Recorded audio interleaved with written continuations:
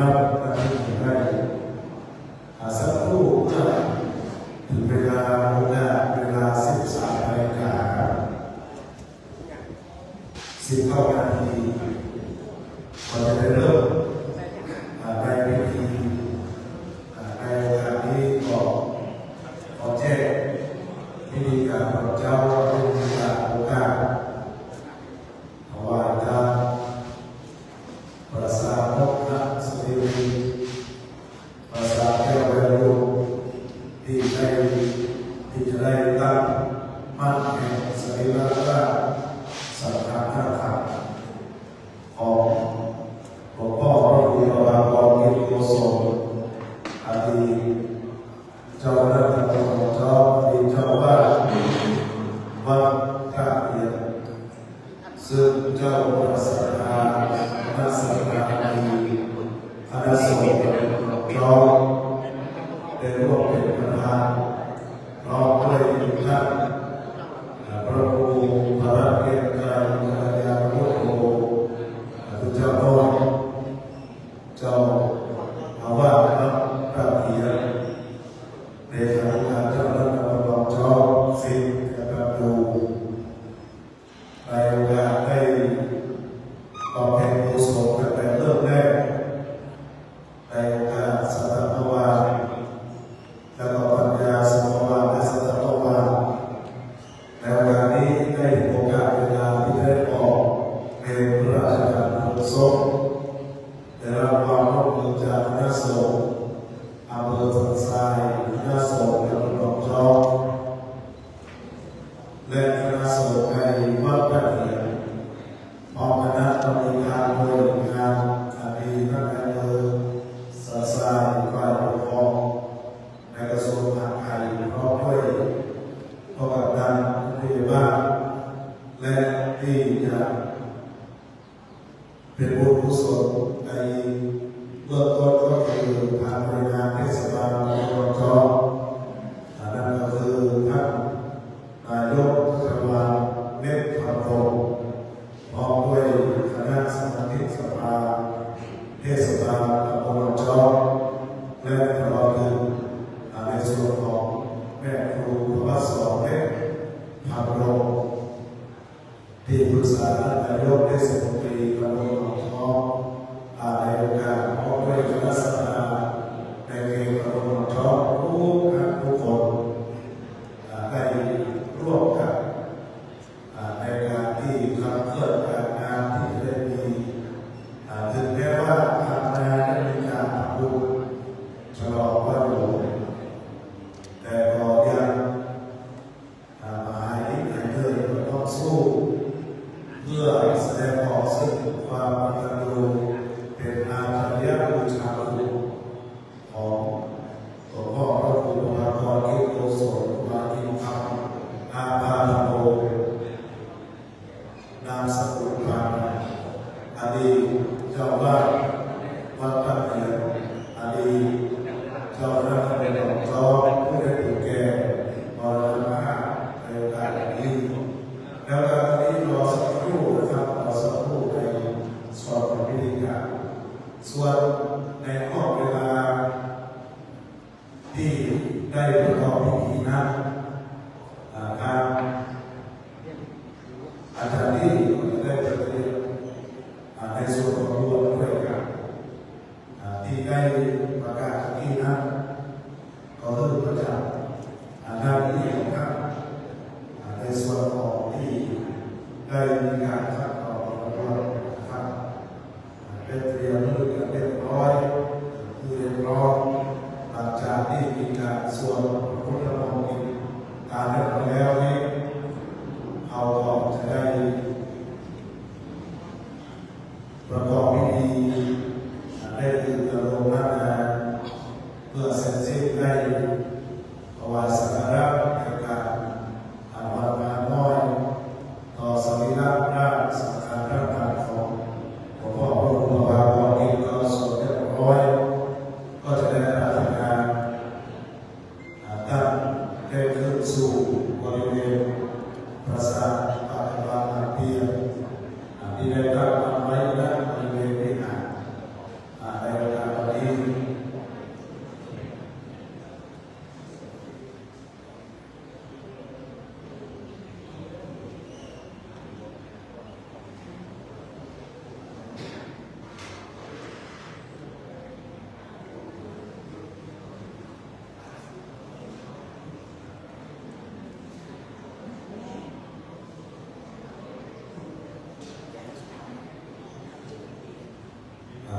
นี้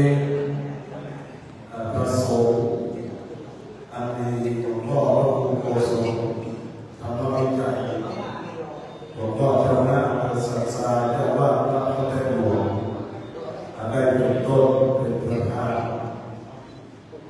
ที่ประสงค์ทั้งสี่รูปสังฆาก็พร้อมพิธีการก็ทุกอย่างก็พร้อมแต่บางส่วนยังขาดตกบกพร่องอยู่แต่เราจะได้เริ่มประกอบพิธีในโอกาสนี้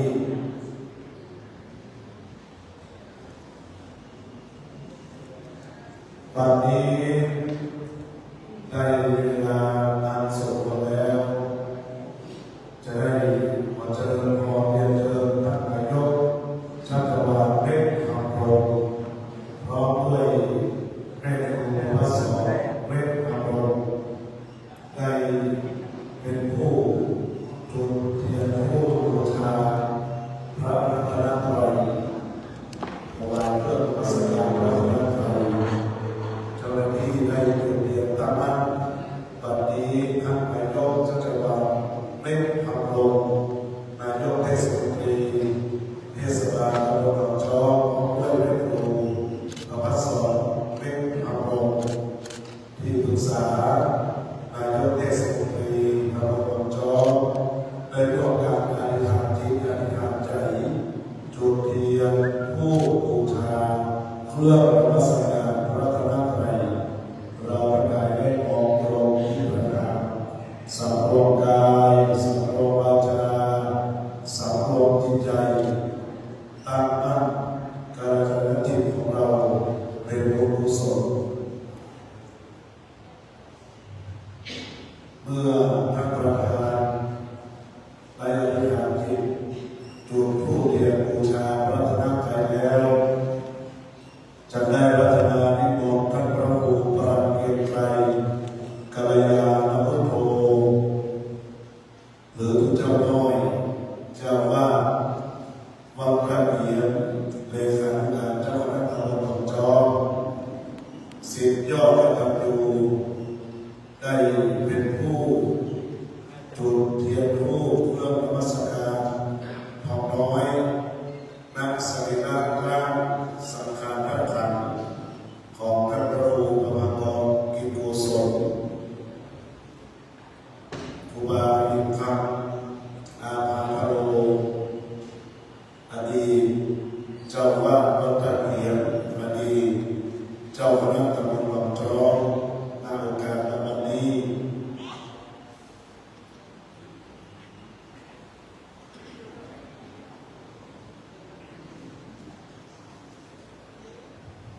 ศรัทธาได้ประนมมือไว้ก่อนในโอกาสการรับวันนี้นั้นทุกสิ่งทุกอย่างได้พร้อมที่จะได้ประกอบพิธีได้ออกเป็นพระราชทานเพลิงศพของผู้ลุงอ้ายหรือว่า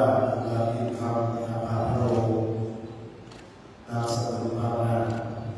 เอาของตั้งอกตั้งใจของดวงเทพยาวิญญาณของข้าได้รับรู้รับทราบในกองบุญกองกุศลที่คณะสงฆ์ตำบลหนองจอกคณะสงฆ์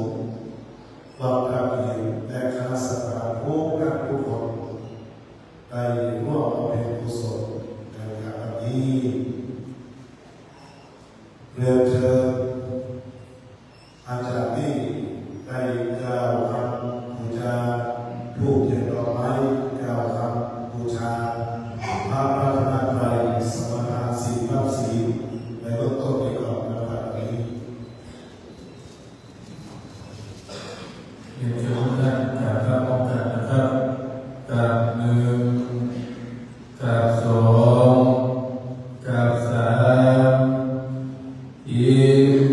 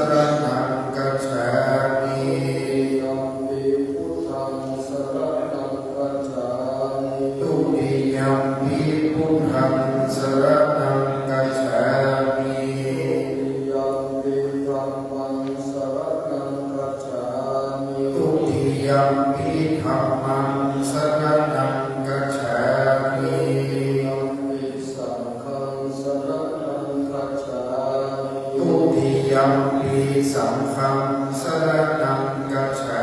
มิ ยัมปิพุทธังสรณังคัจฉามิ ตติยัมปิพุทธังสรณังกัจฉามิ ยัมปิธัมมังสรณังคัจฉามิ ตติยัมปิธัมมังสรณังกัจฉามิ ยัมปิสังฆังสรณังคัจฉามิ ตติยัมปิสังฆังสรณังกัจฉามิ อิปัตตาเวระมณีสิกขาปะทังสมาธิยามิ ปานาติปาตาเวระมณีสิกขาปะทังสมาธิยามิ ทิฏฐาทานาเวระมณีสิกขาปะทังสมาธิยามิ อาทินนาตานาเวระมณีสิกขาปะทังสมาธิยามิ เมสุมิจฉาจาราเวระมณีสิกขาปะทังสมาธิยามิ กาเมสุมิจฉาจาราเวระมณีสิกขาปะทังสมาธิยามิ มุสาวาทาเวระมณีสิกขาปะทังสมาธิยามิ มุสาวาทาเวระมณีสิกขาปะทังสมาธิยามิ เมรยะมัจจปมาทัฏฐานาเวระมณีสิกขาปะทังสมาธิยามิ สุราเมรยามัจจปมาทัฏฐานาเวระมณีสิกขาปะทังสมาธิ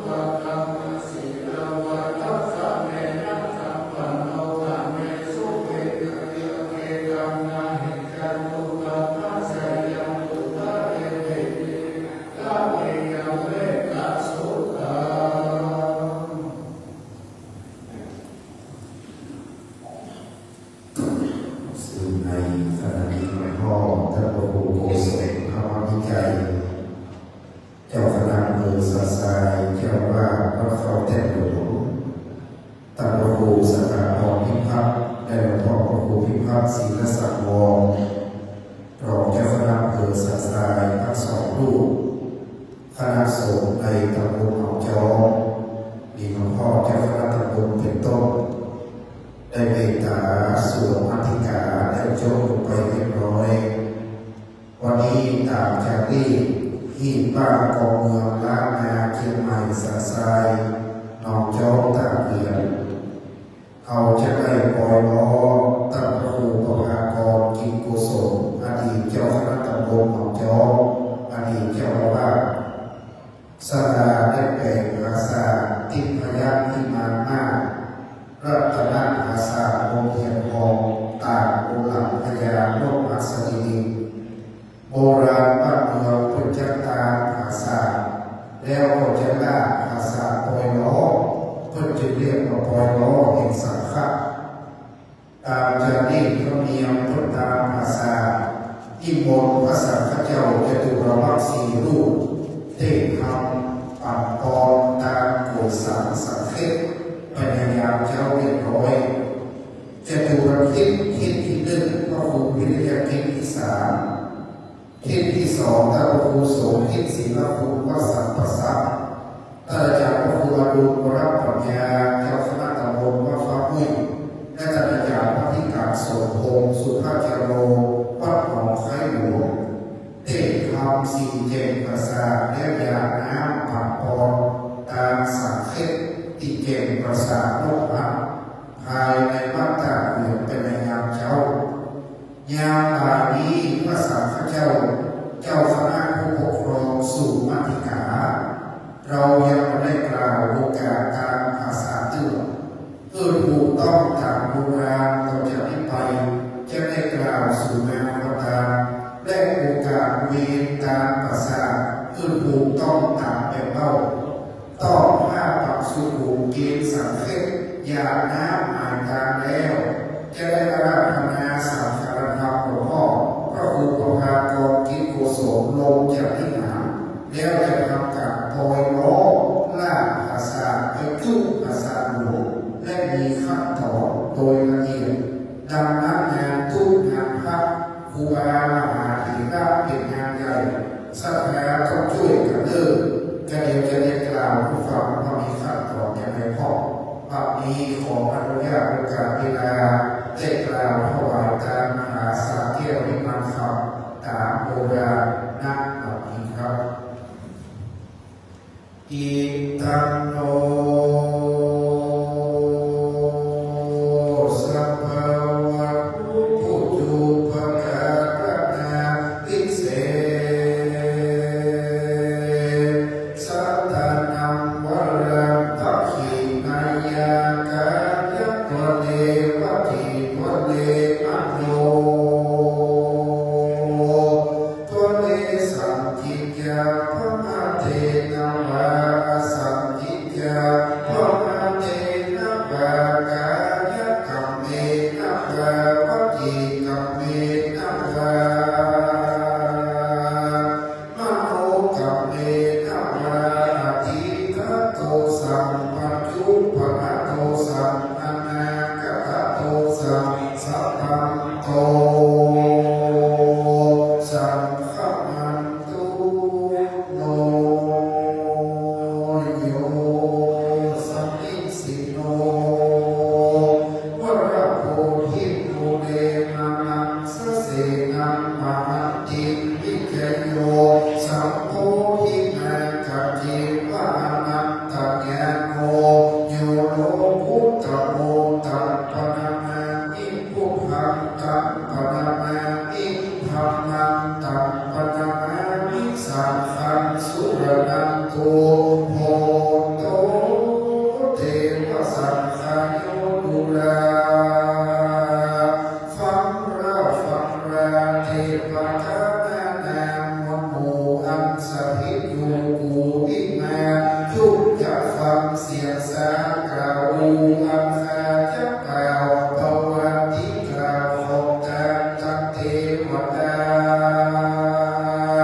โทษอันรักษาคำพักสันดานสัพพะทุกโหรักษาอยู่หอมเรือนรักษาปีเดือนวันยามทั้งเทวดาตรงนั้นรักษาไรนากามเทศพระเทศบานเมืองเมืองฝ่ายรักษาเขตการเขตเมืองทั้งองค์พระเทวดาลูกพระเทวดาอากาศเทวดาพระดา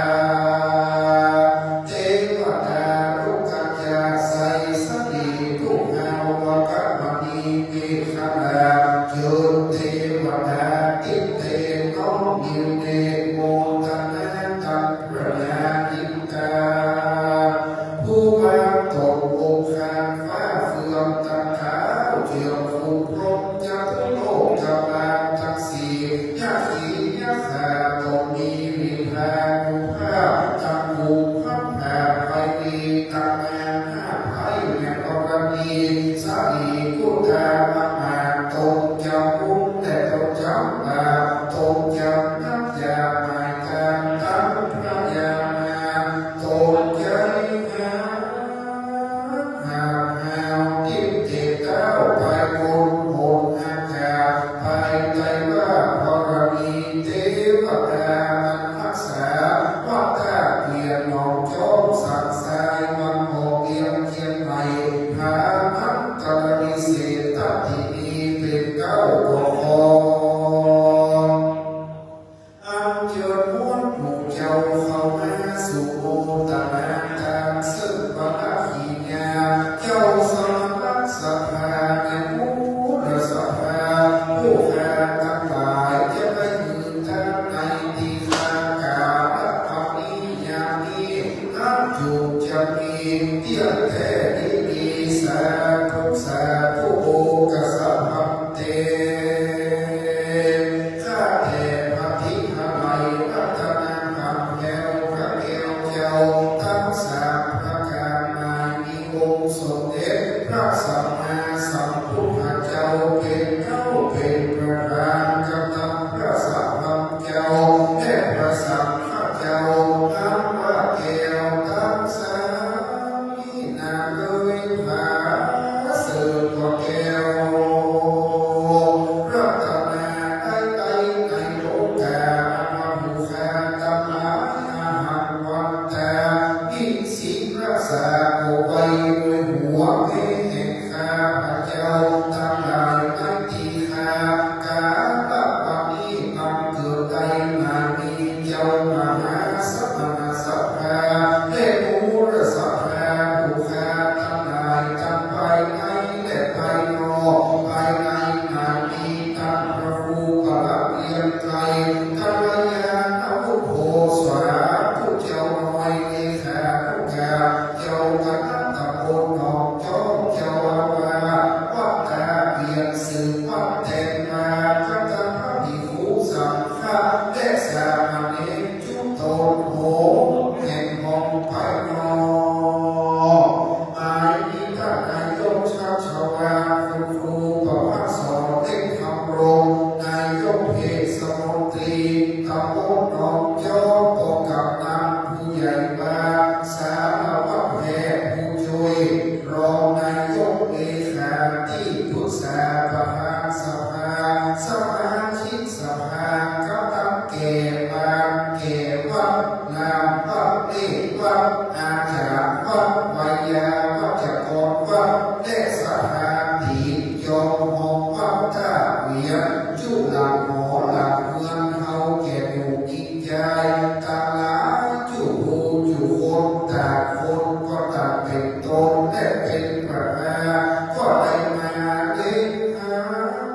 สรีระสังขา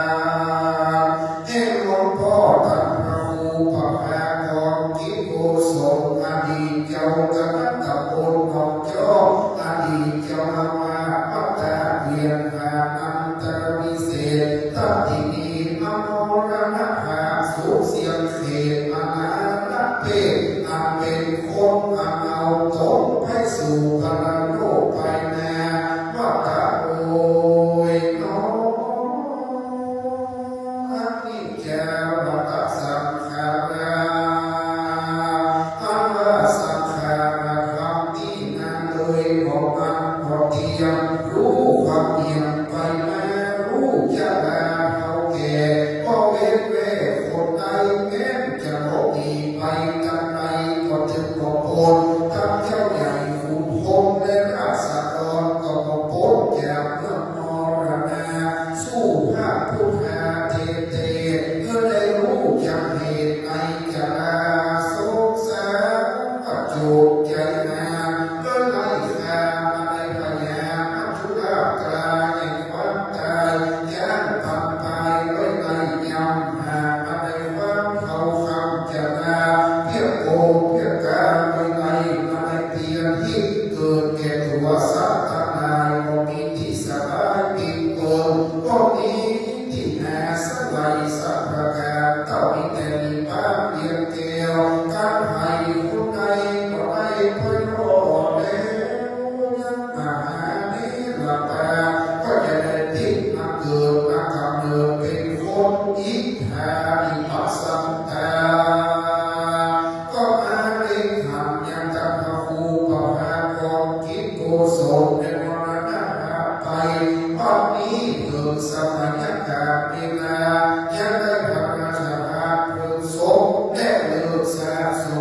การถา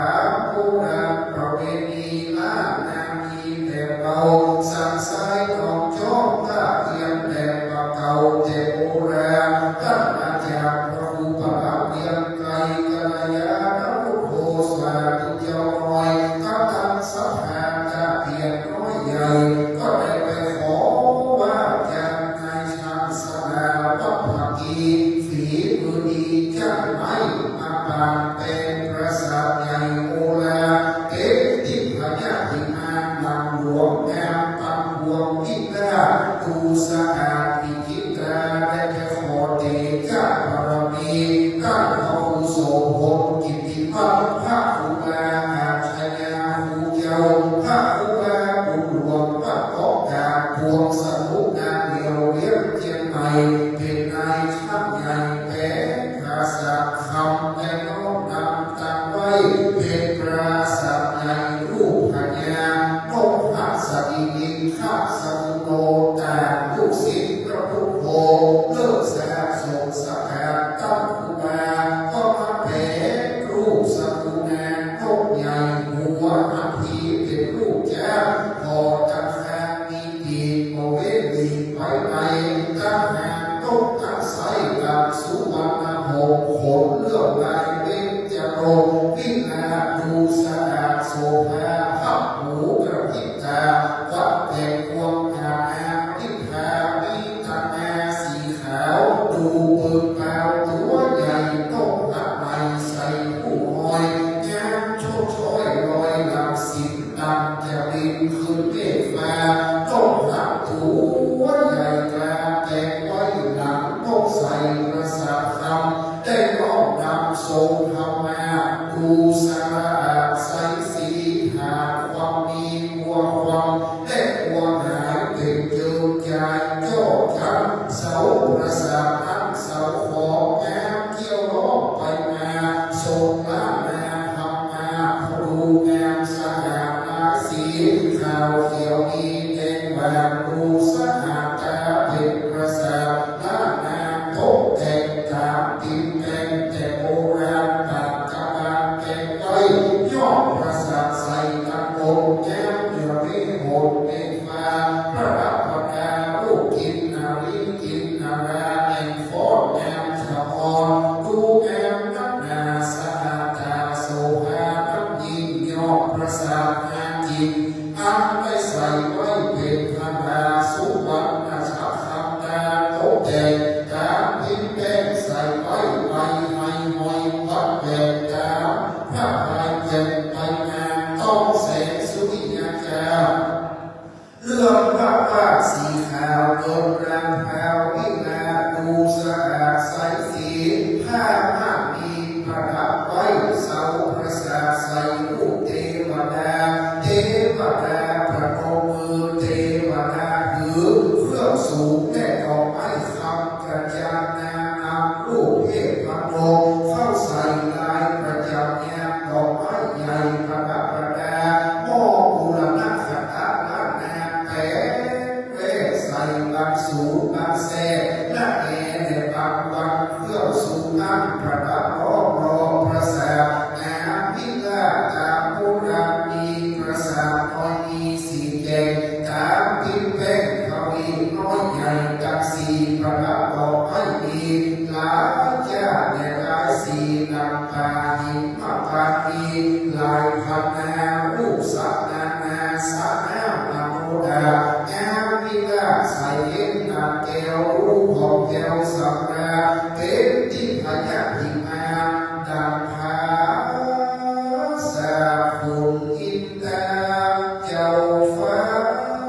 ตามแต่ลงมาที่มัตตาเทียนนางแด่เทียนตองแด่ปลายทะลุอามว่างามประดับประดาทางเสาไม้แสนสีต้นพายตะโกนใส่ไว้พาเพดานคืนใหญ่และพากระดาษปูไว้ตะลุงงามแบบผู้สะใบ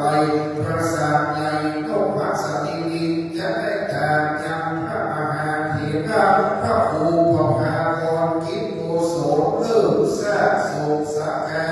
วันนี้ที่พญาธิมานประสาทดูวิลางาม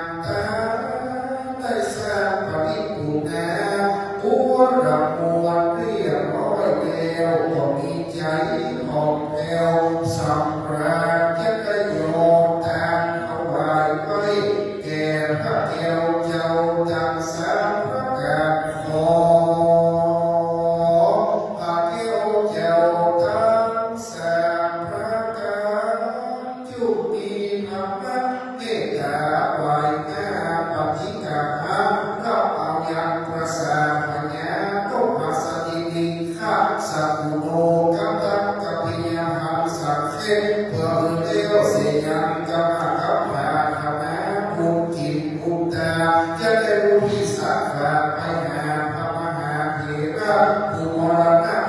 ไปสู่ปรโลกไปนา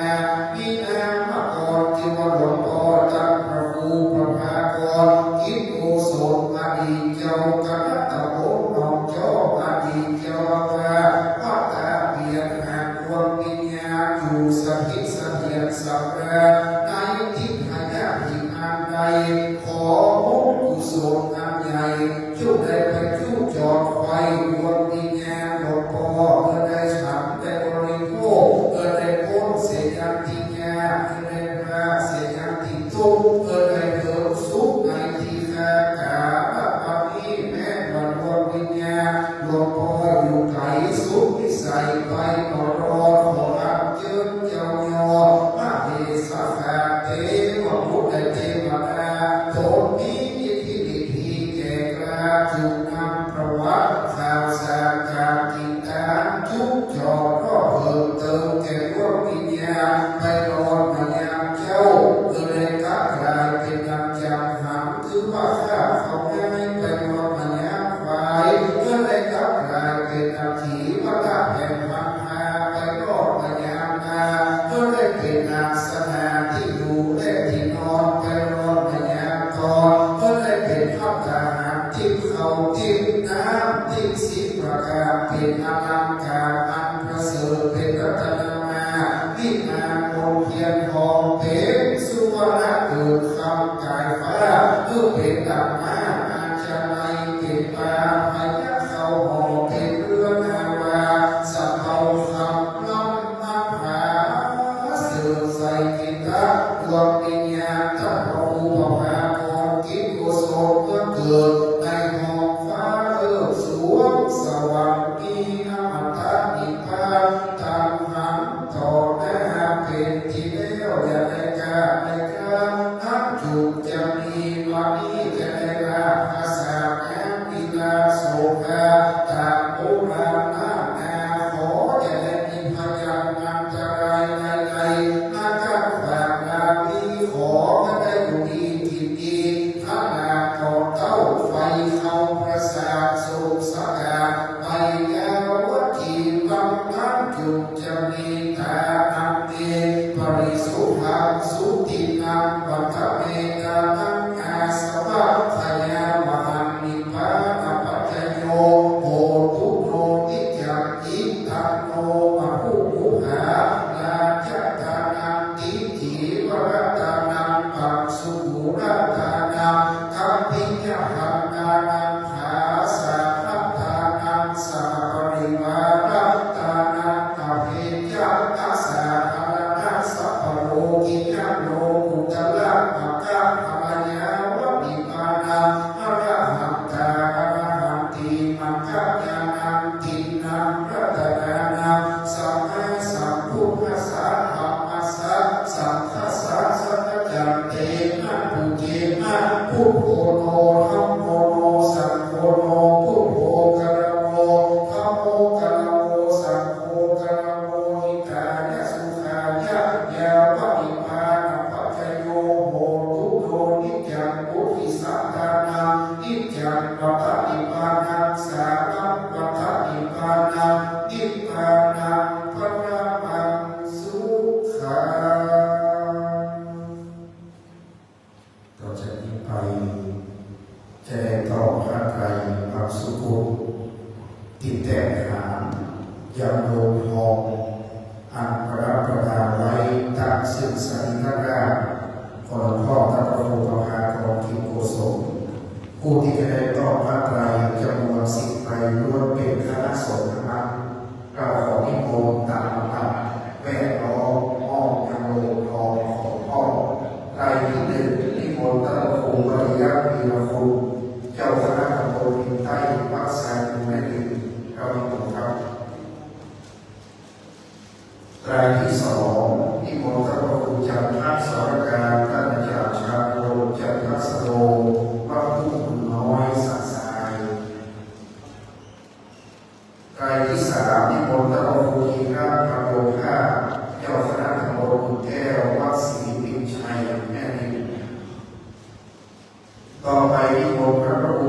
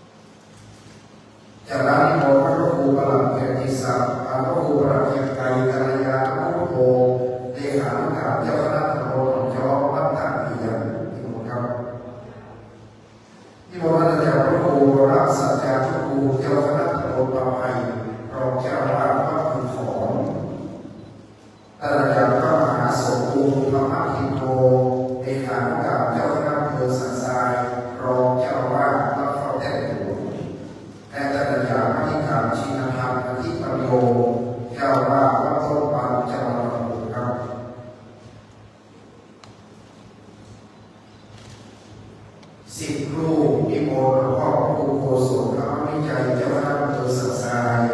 และพระครูสถาพรพิพัฒน์พระครูพิพัฒน์ศิลสังวรรองเจ้าคณะอำเภอสันทราย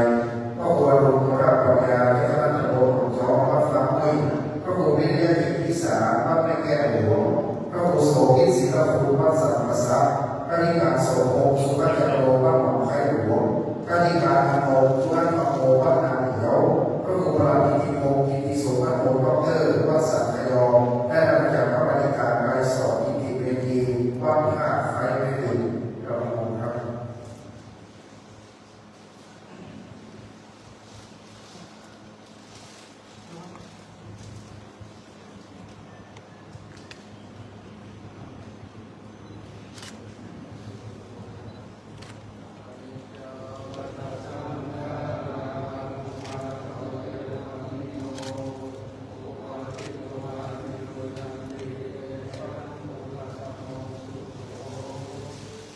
ในเรื่องการประสานเจ้าพระสิรูปโปรดเมตตาพิจารณาปัจจัยแล้วจะได้กลับเข้าที่อาสมตามลำดับครับต่อจากนี้จะประยินถวายเรื่องกับพิธามาสาธิต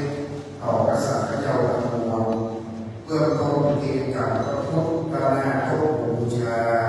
เรียนเชิญท่านนายกชัชวาลคุณครูประพัฒน์สอนให้พระองค์นายกเทศมนตรีตำบลหนองจอกเยาวการถามพระพุทธเป็นผู้ภาคภูมิใจ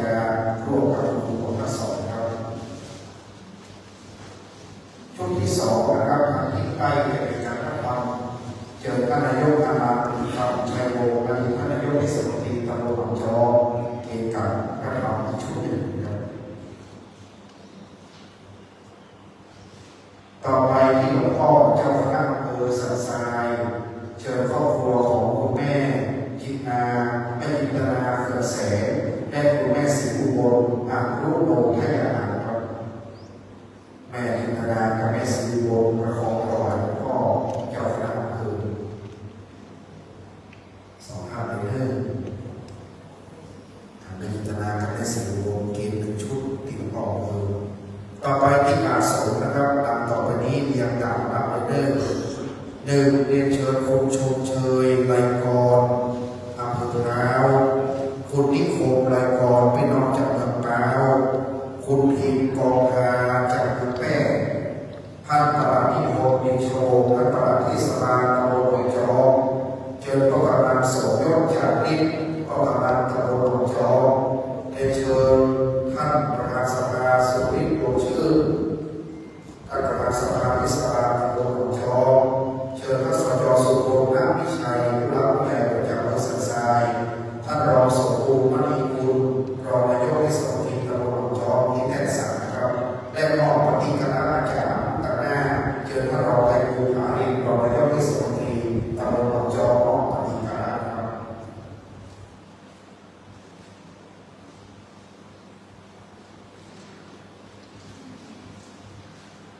เมื่อประสิทธิครบควรก็มีองค์หลวงพ่อพระครูโกศลธรรมวิจัยเจ้าคณะอำเภอสันทรายจะเรียนตามพระสงฆ์คณะอนุโมทนาเป็นลำดับต่อไปครับ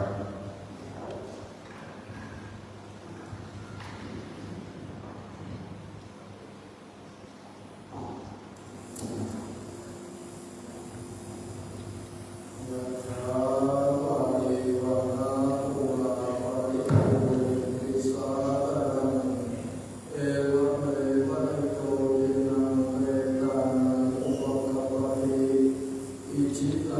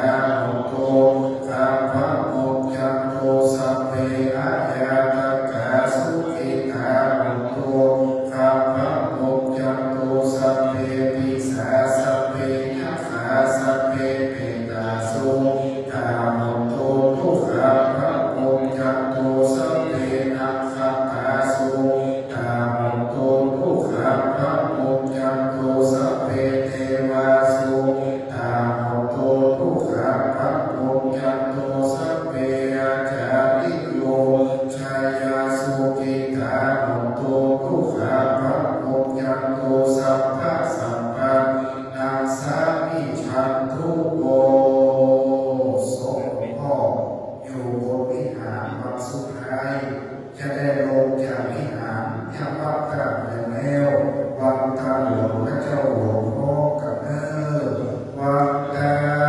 มิพุทธังสัพพะเมโตสัพพะมาเมวันเทวัตตามิธัมมังสัพพะเมสัพพะมาเมวันเทวัตตามิสัพพะสัพพะเมสัพพะมาเมวันเทวัตตามิกัลโลอุปัชฌายาจาเยสัพพะเมโตสัพพะมาเมเทวัตตามิกัมมะภานังสัพพะเมโตสัพพะมา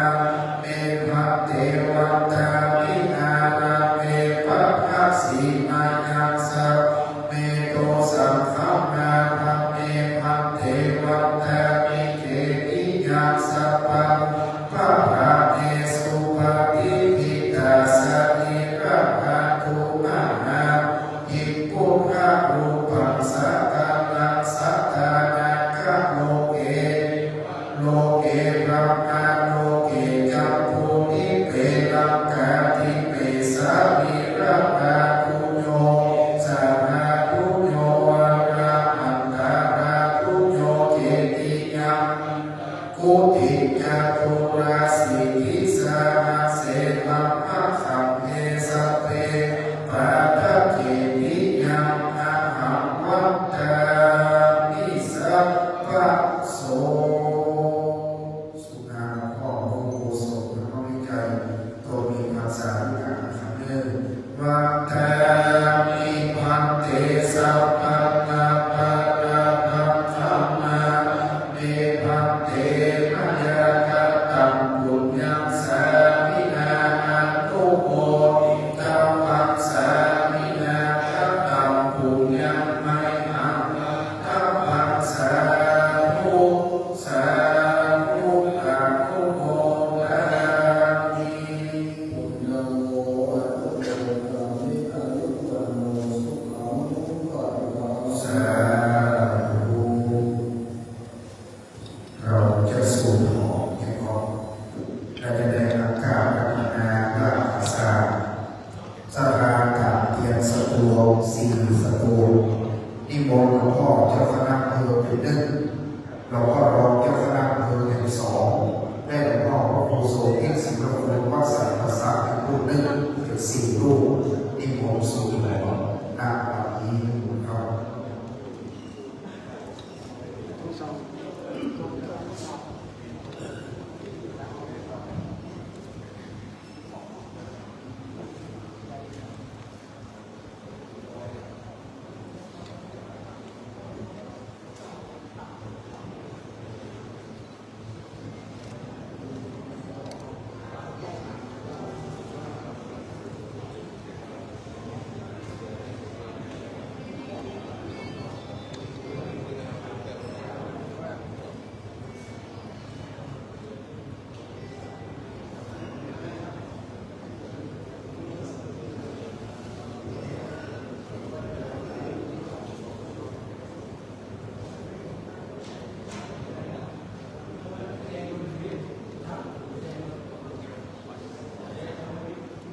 เพราะว่า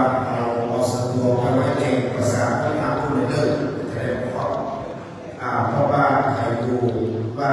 ยกเราสะดวกไปไว้สี่มุมยกมาพูดเลยจะได้ความพอแล้วก็เดียว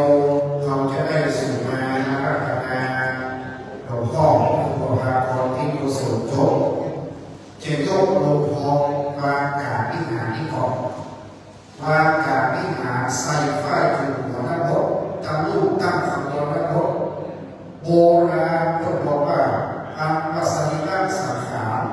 ครูบามหาเถระลงภาษาลงวิหารแล้วพื้นดินที่หูใบต่อกล้วยใบไม้มันเป็นของเย็นมีสองอย่างคือใบต่อกล้วยและใบปูใบปูและพระอาเทียนชัยเป็นของเย็นใบต่อกล้วยและปูต่อกล้วยแปดก้านด่างอัคคะทั้งแปดนั่นเป็นดวงดาวไปสู่น้ำฟ้าปูใบต่อกล้วยลบใบเป็นของเย็นสรีระสังขารของพ่อก็ก้มเจตนาวิหารโบราณ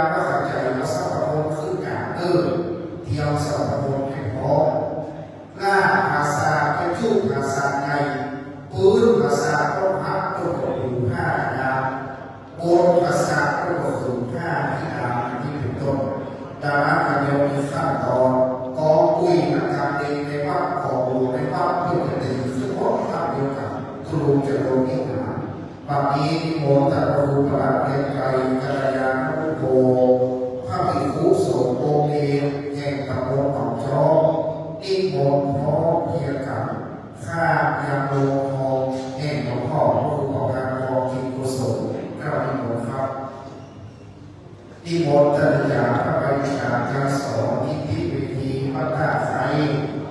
เมตตาเป็นผู้ดูกระโดดกล่าวสุมาศรัทธาแก่วัดน้ำวัดเล็กวัดอาจารย์วายาศรัทธาผู้ใหญ่ถึงใจพบคนจากพระอินทร์เราจะได้นำเทียบมองเกี่ยวกับ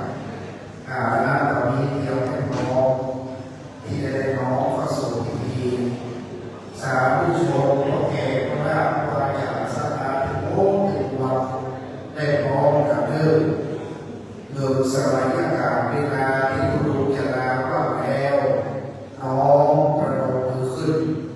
ศรัทธาทั้งนอกมาลำถามเทศเสียงเสียทุกแห่งทุกที่ประนมมือขึ้นนะครับผู้เขียนดอกไม้น้ำเขามีสดปล่อยแสดงคารวะ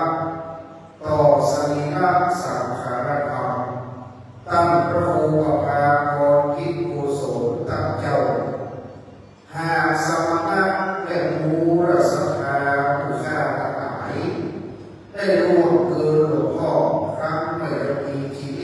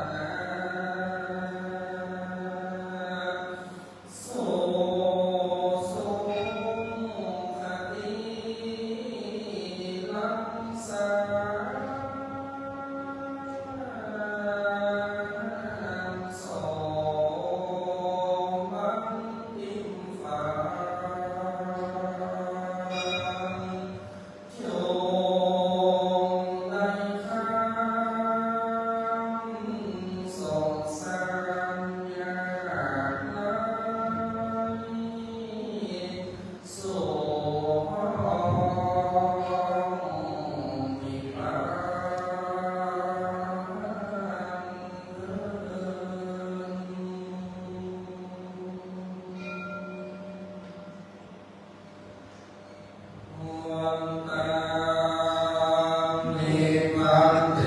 สัพพังอาภาราปังสัมมานาเมเตนะจักกังปุญญาสามินานุโมทิตังปังสามินาตังปุญญาไมหังตาตังปังสาธุสาธุอะนุโมทามิวัตตามิพันเตสัพพังพระธัมมังพันเมพันเตมยาตังปุญญาสามินานุโมทิตังปังสามินาตังปุญญาไมหังตาปังสาธุสาธุอะนุโมทามิวัตตามิพันเตขอคำขึ้นเกณฑ์และจะได้กล่าวครั้งหนึ่งในรอบที่สาม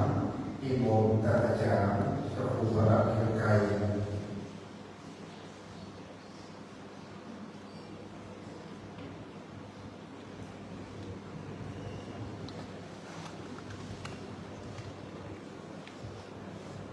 สัพพังอาภาราพังสัมมา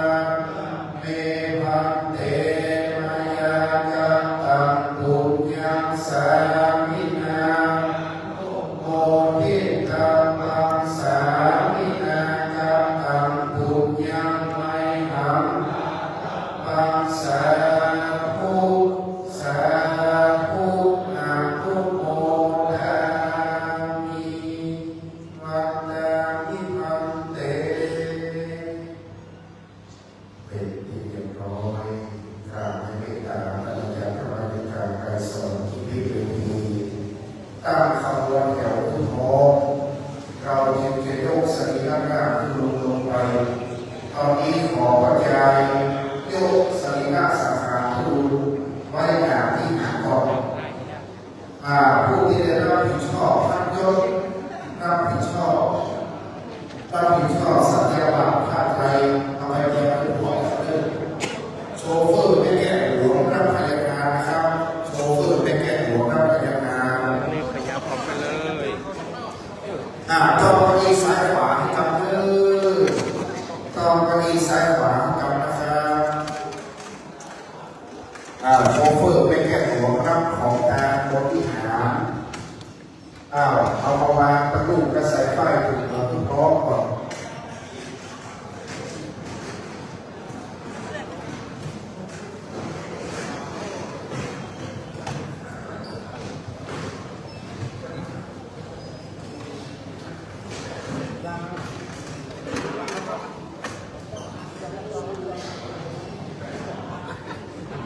ลงเลยยกตัวขยับมาที่ตีปีนหน้าวิหารเท้าหันไปหน้าประตูวิหารป้าขอองค์ที่รอสัญญาณมาเรื่องฟังเพลงด้วยกองคุยนำการเพลงเราฟังเพลงด้วยคำที่ไปทำให้มีคนต้องทำนี่คือมันมีสามคำเราเองการที่จัดร้อยผู้คนมีหน้าที่1 2 3ยกมากำก่อนสภาที่จะพายข้อตอกมันเตรียมพร้อมเลยที่จะพายข้อตอกมันเตรียมพร้อม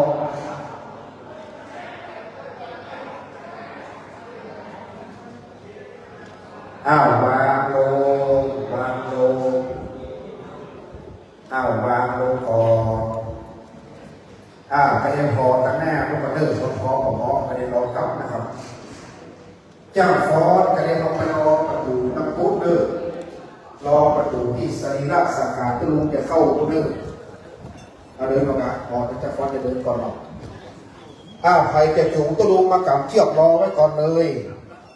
ลุกขึ้นมากำเชือกรอ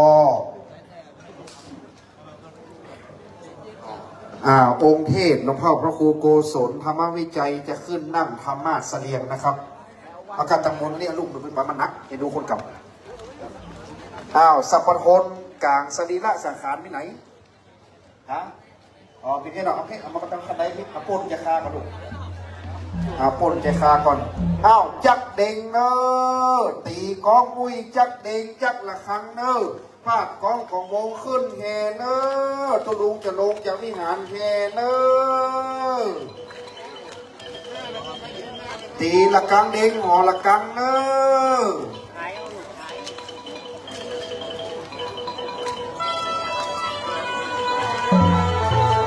มหาชนคนทั้งหลายกำเชือกลากภาษาสรีระสังขารธรรมต้นลุงพระภูมิภากรกิจโกศลจะลงจากวิหารวัดตะเขียนขึ้นสู่ปราสาทหลังเพียงปากกบาลนะครับเด้อเข้ากลางสัพพะโพนกลางกั้นเด้อสถานทั้งหลายลุกลืมเลยเข้ากลางถวายหลวงพ่อพระภูมิโกศลน้ำมันวิจัยคุณข้างหน้าตีข้างหน้าที่บนพระหูสังฆาสังไฟสิ่งของต่างๆนะครับเด้อค่อยๆกรรมการคนใดว่างขึ้นมาดีนะครับเรื่องของคำนะว่าผมให้อยากเอง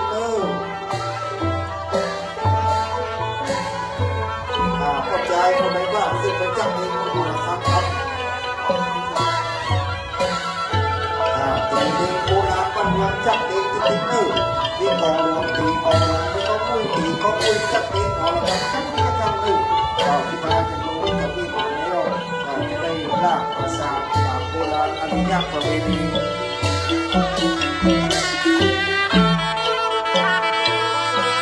จับเองเก็บปากนักเกนักกำลัง จ้องนี่มันต้องกลางกันได้เนอะ กำลังใส่ยังปันติโตตังโนมังกังผู้ที่สีตุงธรรมังธรรมังพุทธมังธรรมังเตสีตังอนุกัมปิมังปัจจัง ให้การจ้องต้องมาเตียวเนอะ มาอ้าวเดี๋ยวพอธงเขียวก็ธงแดงหลวงพ่อพระครูโสภิตศิลคุณจะเป็นยาราชรถตั้งหน้าอ้าวรอนะครับเด้อรอก่อน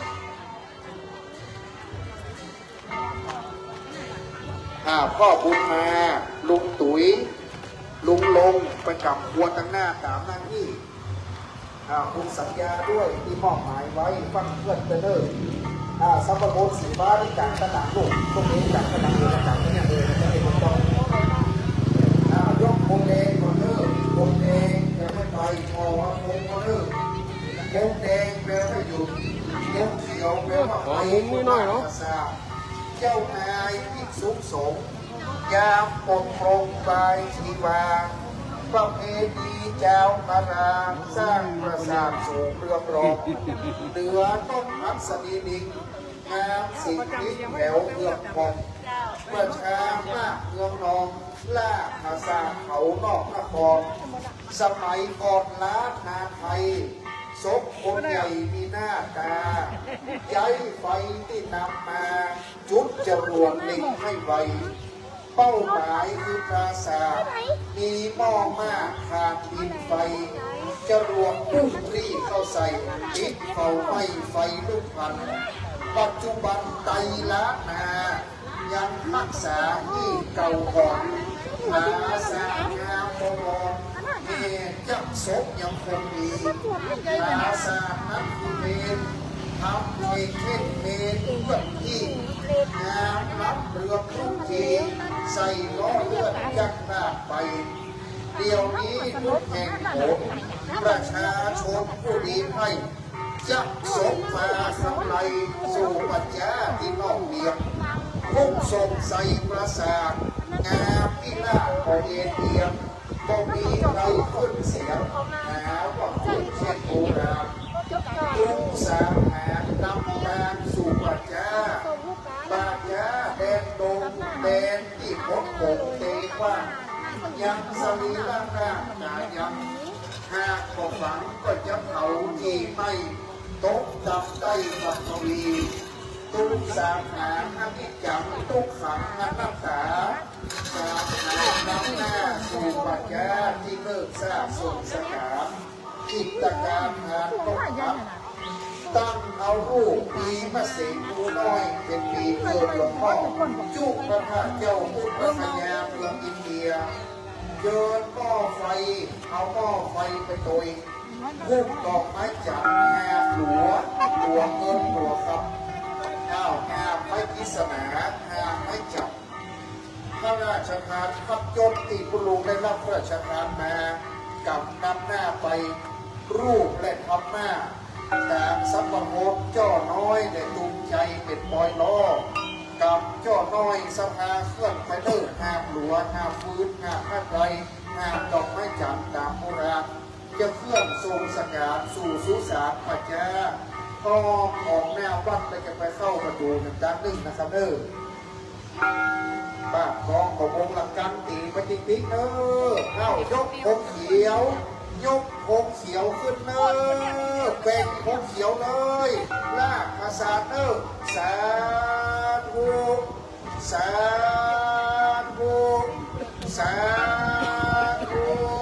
ลากภาษาไปเนอะเราพงแดงยกกันยกพงอย่างพอพงเนอะยกพงแดงจอดก่อนยกพงแดงจอดก่อนยกพงแดงขึ้นก่อนพร้อมเรื่องพอเอาพงเนอะถ้ามีปัญหาใดๆพอเอาพงพร้อมหรือพร้อมให้สัญญาณ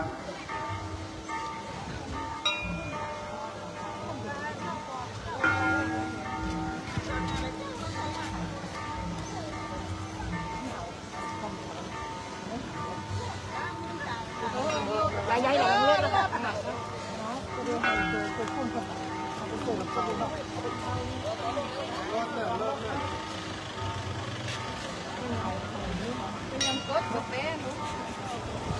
บุญเข้ามาได้อยู่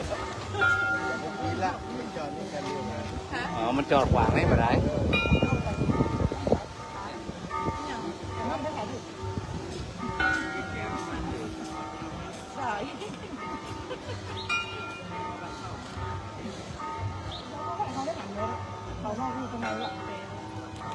เที่ยวแล้วนี่ครับพูดหน่อยเรื่องไปหน่อยไม่บอกว่าไม่ขอสีส้มบอกเลยไม่สีส้มบอก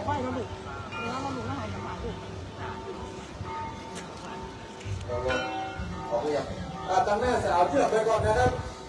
คนที่กลับเชือกสาวเชือกขึ้นไปตั้งแม่ก่อนนะครับเชือกตั้งแม่เคลื่อนไปก่อนเพราะตั้งหลังมาเหลือเชือกแค่นี้เอาไปได้กลับเชือกตัวมาซาแต่ถ้าเคลื่อนเตื้อเคลื่อนกับโคมอย่างเดียวสาวเชือกไปตั้งแม่ก่อนตัวมาซาอยู่ที่เก่าเอาเชือกไปโดยเอาเชือกไปแล้วเชือกตั้งหลังจะได้เข่งจะได้กึ่งตอนนี้เชือกตั้งหลังมันหย่อนเดี๋ยวก่อนเดิมตีไปแล้วจะได้ก่อนรอกัน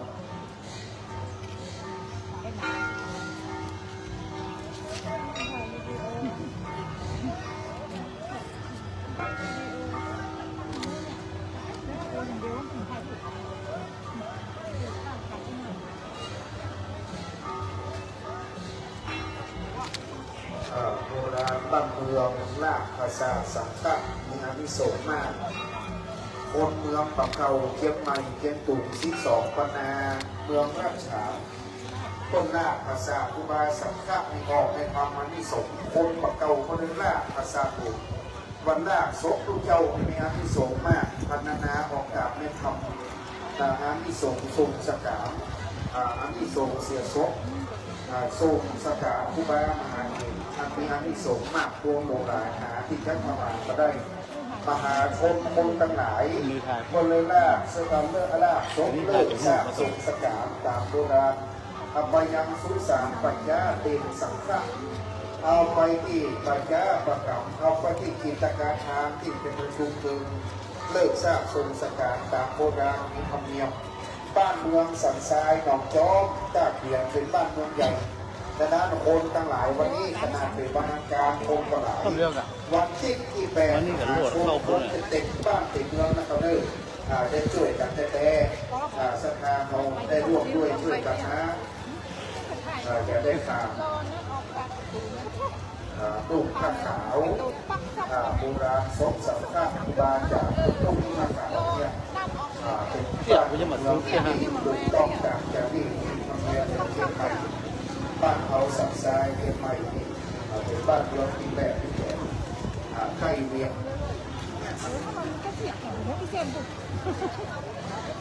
เขามาทับอะฮะ เดี๋ยวนะครับคนไปก่อนนะครับแต่ฟังจำกันเลยพวกไอ้สาวเชือกไปก่อนนะครับ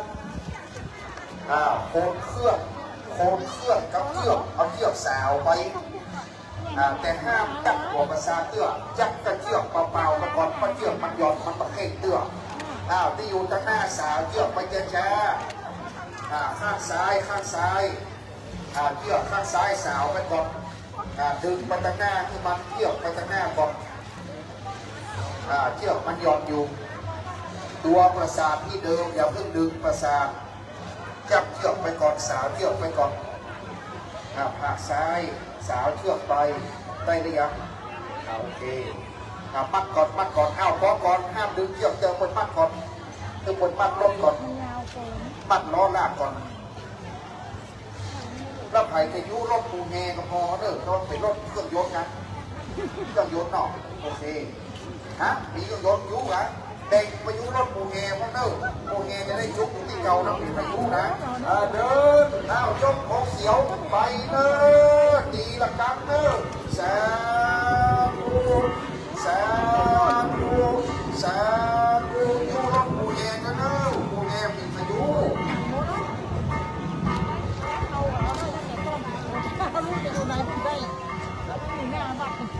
ไปเด้อบัดเอาไหลไปเลยเคลื่อนไปรถปูแงกันค่อยๆทั้งหมดก็ได้ก่อนลองสามคนรูปประตูครับ ตรงนี้เทียบเรือมาเลิกเตะลงแบบนี้ก็ได้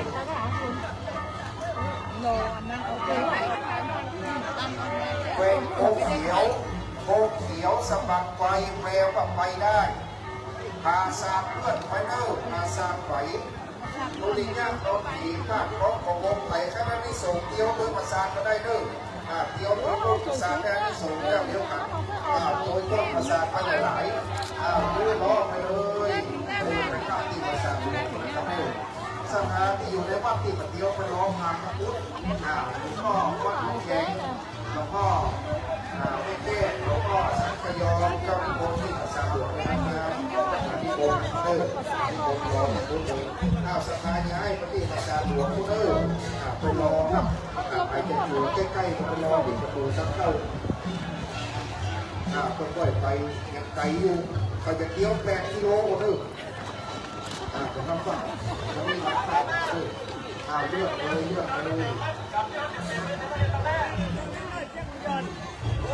โค้งเขียวยกตลอดทางแปลว่าสะดวก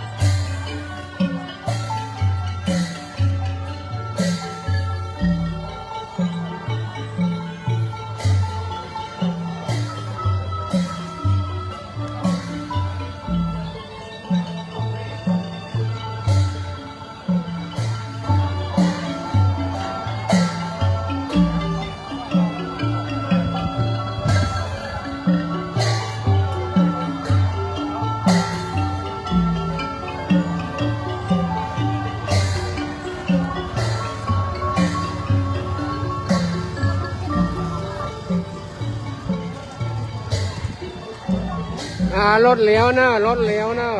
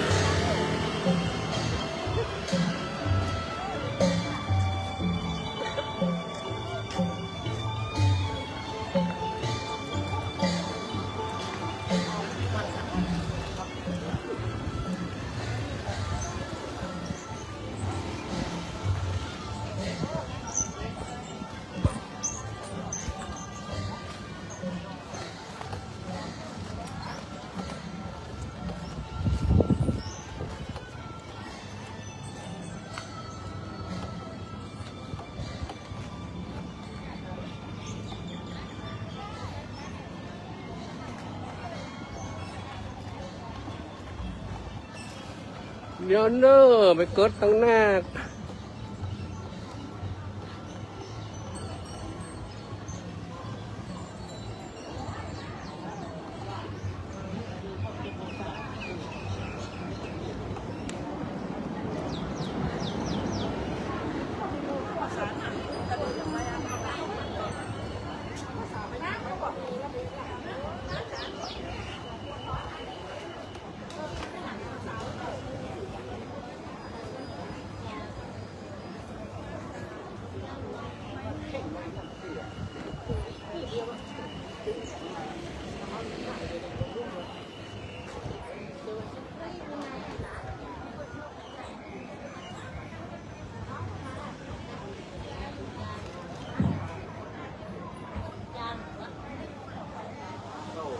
สภา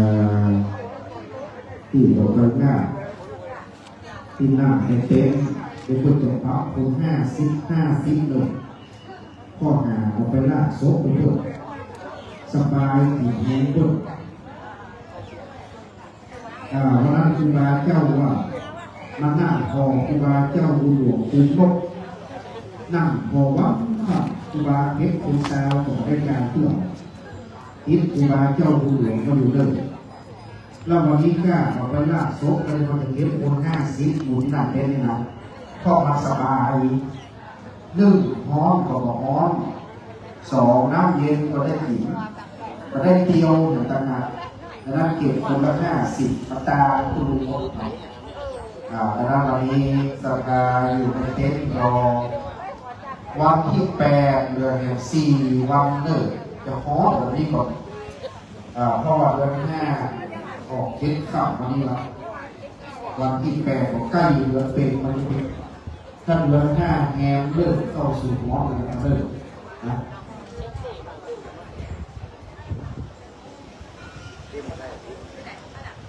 คนหลาบหนักเกี่ยวกับจัดยาหลาบผู้นี้เหมือนเป็นเองเกี่ยวกับเรา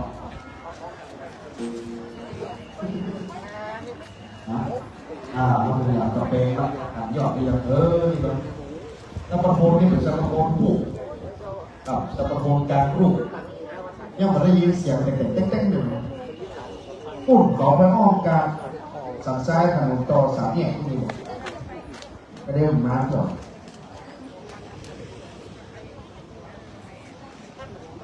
เพิ่งเสร็จปอยหลวงก็มาต่อปอยล้อวัดเฮาปอยหลวงเสร็จปอยล้อหลวงพ่ออินคำ10ปอยหลวงมาต่อปอยล้องานเดียว10ปอยหลวงมาต่อปอยล้อ10ปอยล้อมาต่อ2 ล้ออู้กัน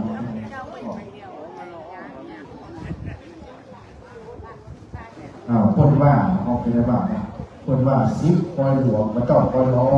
10ปอยล้อมาต่อ2 ล้อข้างอู้กันคือคู่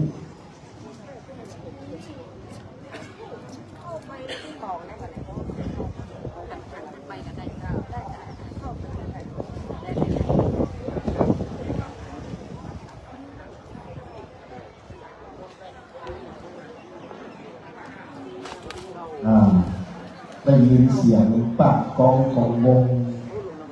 คณะครูบาสัมลุยนะนี่เป็นพยอมไม่นี่เองก่อนวันผู้ก็คือวันที่5วันที่6ธนรักษิณ7-8ก็กาครูบาเจ้าก้องฟ้าครูบาสัมลุย7-8วันที่8แห่คืนหุ้มเลิกตี 2ก็ครูบาจะเฝ้านี่มาจนเสี่ยงวัด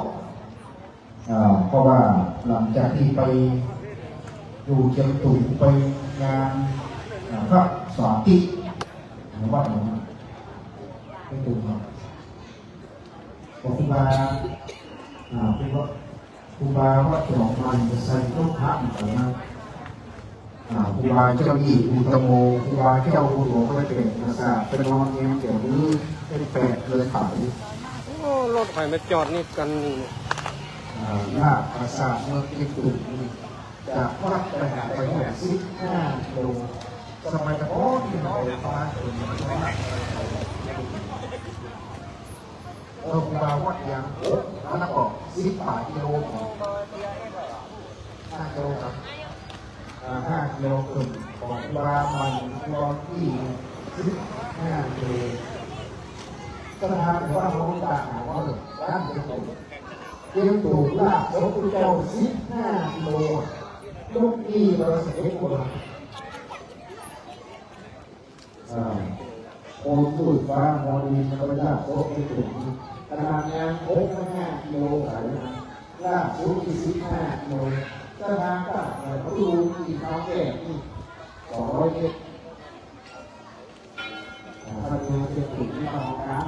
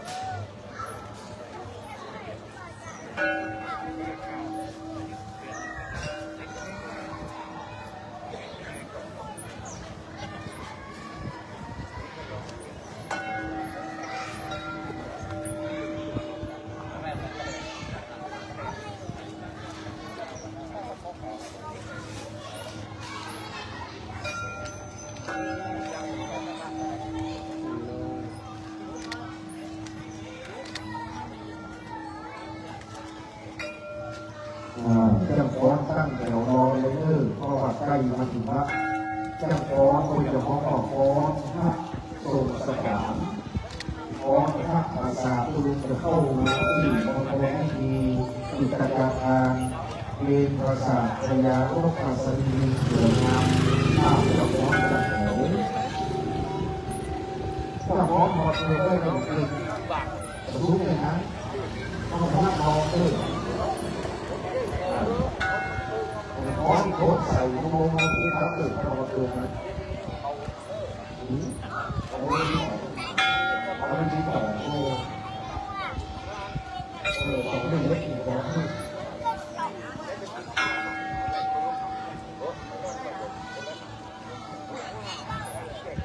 ย่างเจ้าของที่ทองวันนี้เอาแบบนี้ได้ทราบวันที่7และวันที่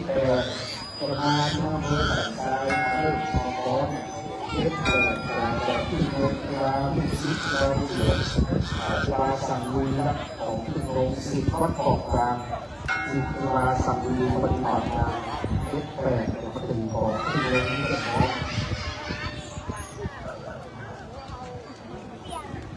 ล้ออย่างนี้ สำนักงานเงินคนดี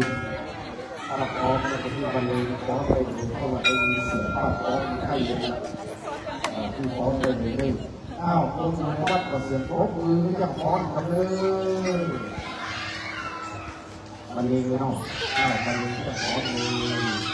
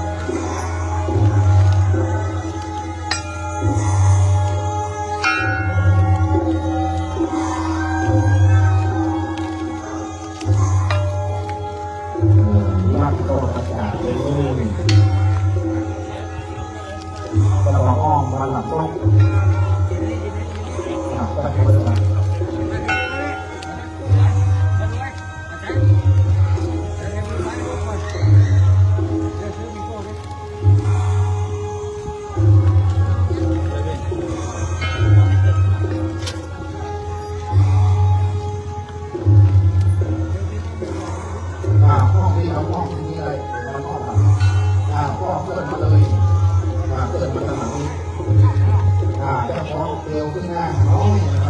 บ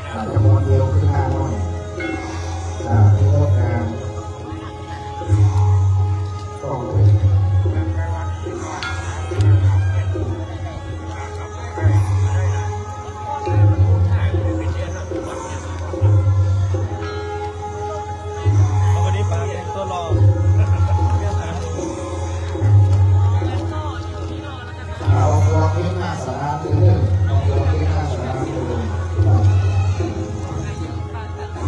ผู้ศาสนาเรื่องมันมันมีมันง่าย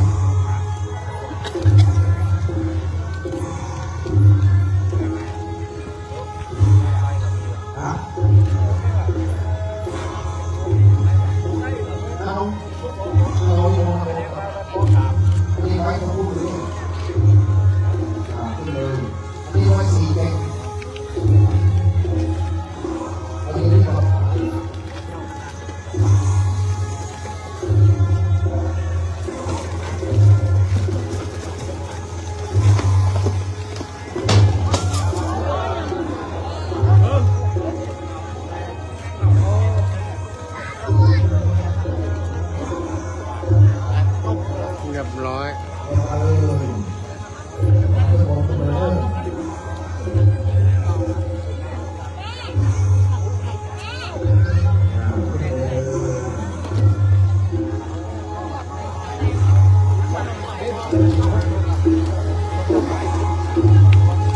ถ้ายกดูเป็นที่กลับเนี่ยถ้าผมที่กลับเอาไว้ผมขอที่กลับมาทำเลย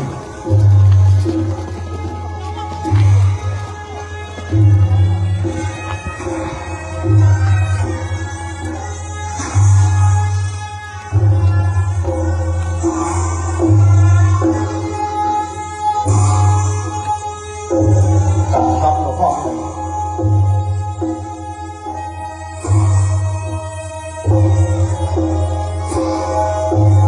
สามเณรสุรบดินทร์กันทำหลวงพ่อเลยเดี๋ยวเป็นการหลวงพ่อบนนาราชโลกหนองโอ้อันนี้เด็กไอ้พี่อันนี้เอามาให้เอามาให้เอามาให้เอามาให้ก่อนมาให้เลยเอาไปเก็บเอาไปซ่อมมันเลยนะซ่อมในประตูเอาไปหน้าไฟบ่หน้าไฟห้องน้ำอะไรเอาไปเก็บก่อนอย่างนู้นก็ซ่อมมันไปนะซ่อมได้ของดีแบบนี้กลางเพื่อหลวงพ่อดีๆนะครับ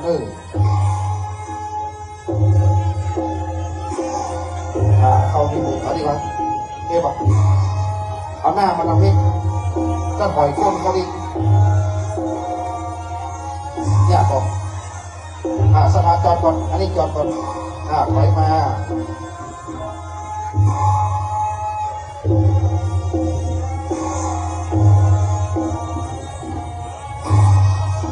สถานเคลื่อนมาเลยเคลื่อนมาเรื่อยๆเข้ามาในเนอะหน้าเข้ามาทางในทุกคนตะเกียบเกี่ยวทางในนะครับแล้วสถานเข้าห้องเลยคนไหนล่ะแล้วเข้าห้องหน้ามาแหงฝั่งสวนเกี่ยวเตื้อเข้ามาเข้าม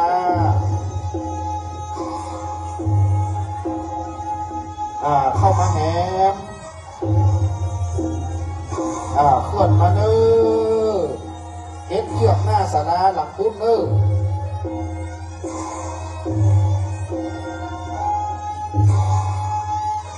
ลากมาจุดสุดจุดซอยฝั่งสวนเตื้อไปสวนหน้าศาลาพุ้นเนอะวันนี้ห้ามสวนเตื้อห้ามการนะครับตีโค้งมาทางให้น้อยตีโค้งออกมานิดนึงตีโค้งออกมา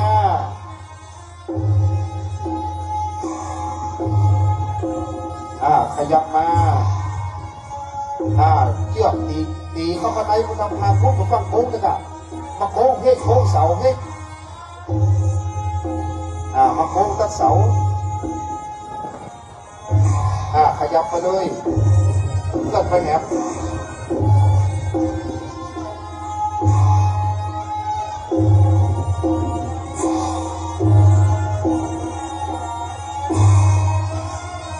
เอาขึ้นอะไรภาษาข้างเอามาตะข้างนี้ข้างนี้เกิดอะไรข้างเดียวข้างนี้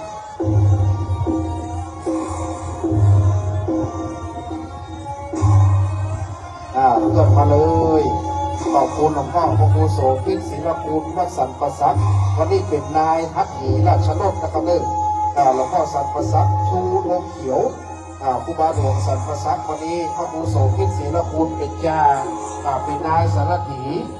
นับขบวนนะครับเพื่อนมาแหมหักซ้ายนิดหน่อยหักซ้าย หักซ้ายเข้าไปเคลื่อนเข้ามาเลยฟาดกองของวงเทียบข้างๆมาเลยสภาไปนั่งในเต็นท์รอเลยไปซ่อมงานที่นั่งเลย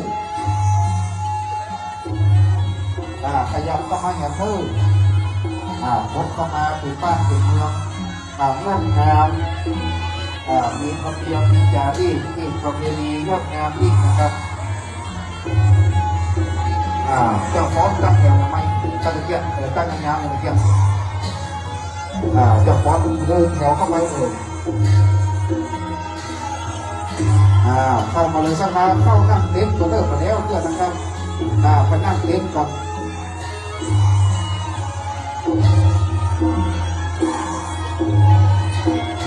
เจ้าหน้าที่ขึ้นนั่งร้านคนตูนเจ้าหน้าที่ที่ครูบามอบหมายขึ้นนั่งร้านขึ้นนั่งร้านฟังครูบาจะขึ้นนะพุทธนะเจ้าหน้าที่ฟังครูบาเจ้าบุญหลวงขึ้นนั่งร้านเลยครับกุญแจรถฮอนด้ารถเครื่องรถมาที่ผมรถเครื่องฮอนด้าสร้างออกกุญแจมีดอกเดียวเจ้าหน้าที่ขึ้นนั่งร้านรอขึ้นนั่งร้านรอ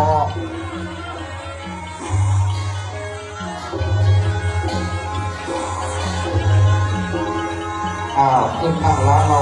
ถึงบ้านเป็นเมืองมีอะไรยากแต่มาเดินมาเขา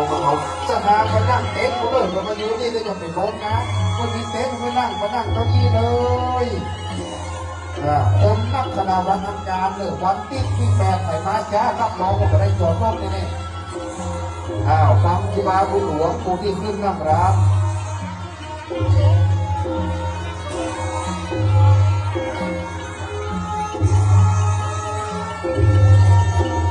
ขึ้นนั่งร้านก่อนใจเย็นๆสัตวงที่อยู่พื้นห้องเอาลงไปที่เจงประสาทเลยมันจะคว่ำเอาสัตวงที่อยู่พื้นห้องมาลงไปที่เจงประสาทก็เลยเจงตะลุ่มอะไรเจงตะลุ่มเอาวางตะลุ่มให้ก่อนคุณเอาไว้รับจ่าโคตรไว้เอาไว้ที่มันรับจ่าโคตรไว้ที่รับจ่าพนักงานต้องวันก่อนสกมาแล้วขึ้นแต่เราอยู่ห้องกันท่านรองคุณผู้มาสอนไปอยู่ห้องกันคุณบอลแกบอกถ่ายรูปได้ไปถ่ายรูปกับหลวงพ่อ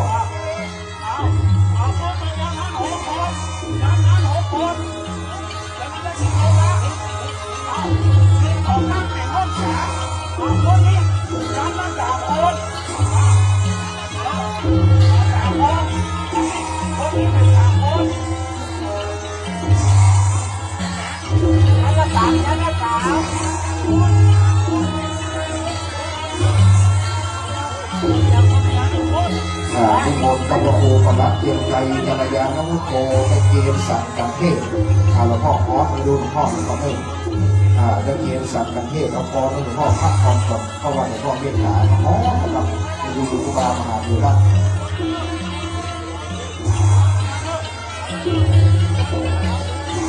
รอครูบาบุญหลวง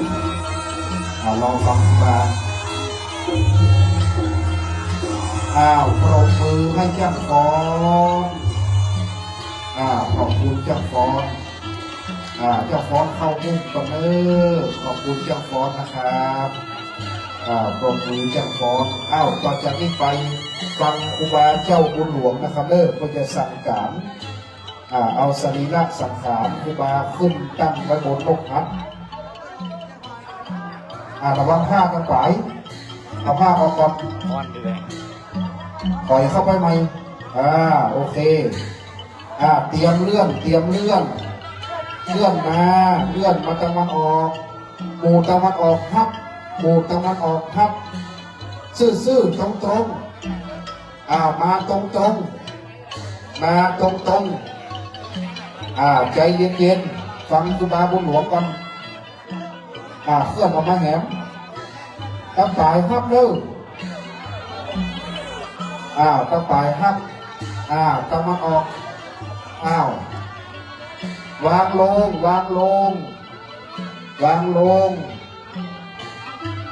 ถอดฝาออกถ ถอดฝาออกเก็บฝาไว้ก่อนเก็บฝาจะขึ้นทีหลังไปไว้ทางอื่นก่อนหากจะลวงฟังครูบาจะเอาลวงอะไรขึ้นจางสัพพลไว้ใส่บาไว้ก่อนเดินหน้าเดินหน้าตั้งลำมาตะวันออกตั้งลำมาตะวันออกใส่บาแบกขาขึ้น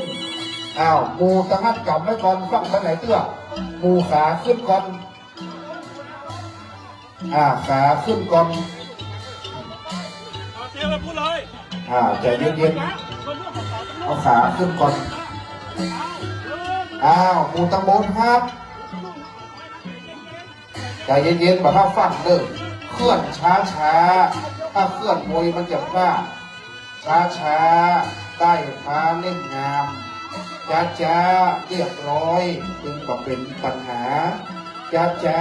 ปลอดภัยก้อยหมุนเข้าไปเปิ้นแบตปีกนกออกแล้วใจเย็นๆตั้งคือมันเนิ่งสลาตำบลพอมันขึ้นบ่เนิ่งมันระบอตำบลว่าใดมันหรือยังเตื้อมันนอโอเคผ่านเอาคนมันเลย ต้องรูปขึ้น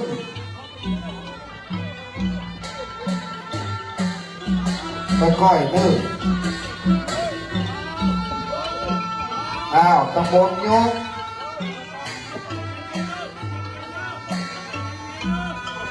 ใจเย็นๆ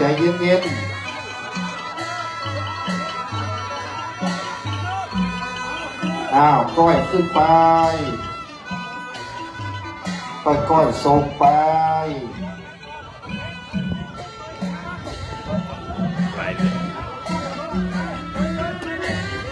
ครับตั้งปลายตัวนึงเดียว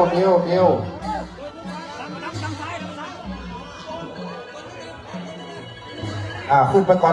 นส่งตะลุกขึ้นไปก่อนฟังสวะตัวนึงห้ามไผ่คนใดสวะเด็ดขาด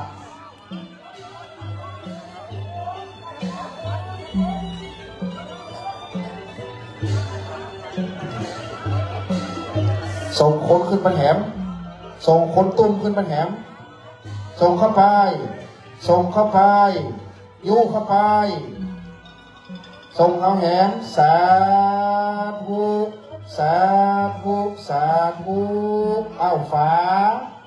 ฝาไป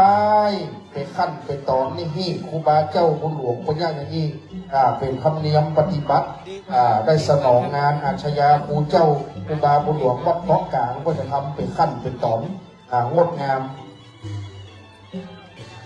ก็จ่ายป้อบ้านกล้าเขียนมานี่คือรางวัลที่1 โอ้สุดยอดก็ได้จะแจกรางวัลน้ำเปล่าเย็นคนขวดขึ้นไปเลย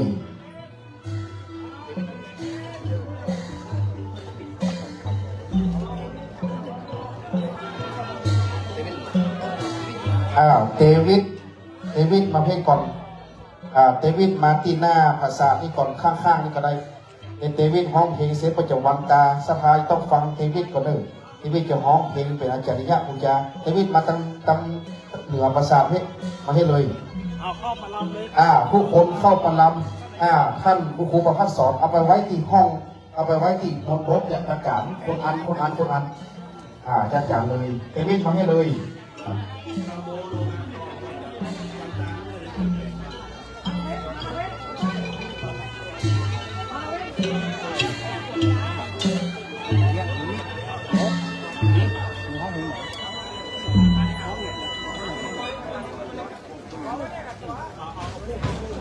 เอากลุ่มนี้ขึ้นก่อนพี่เตมิโอสวัสดีครับ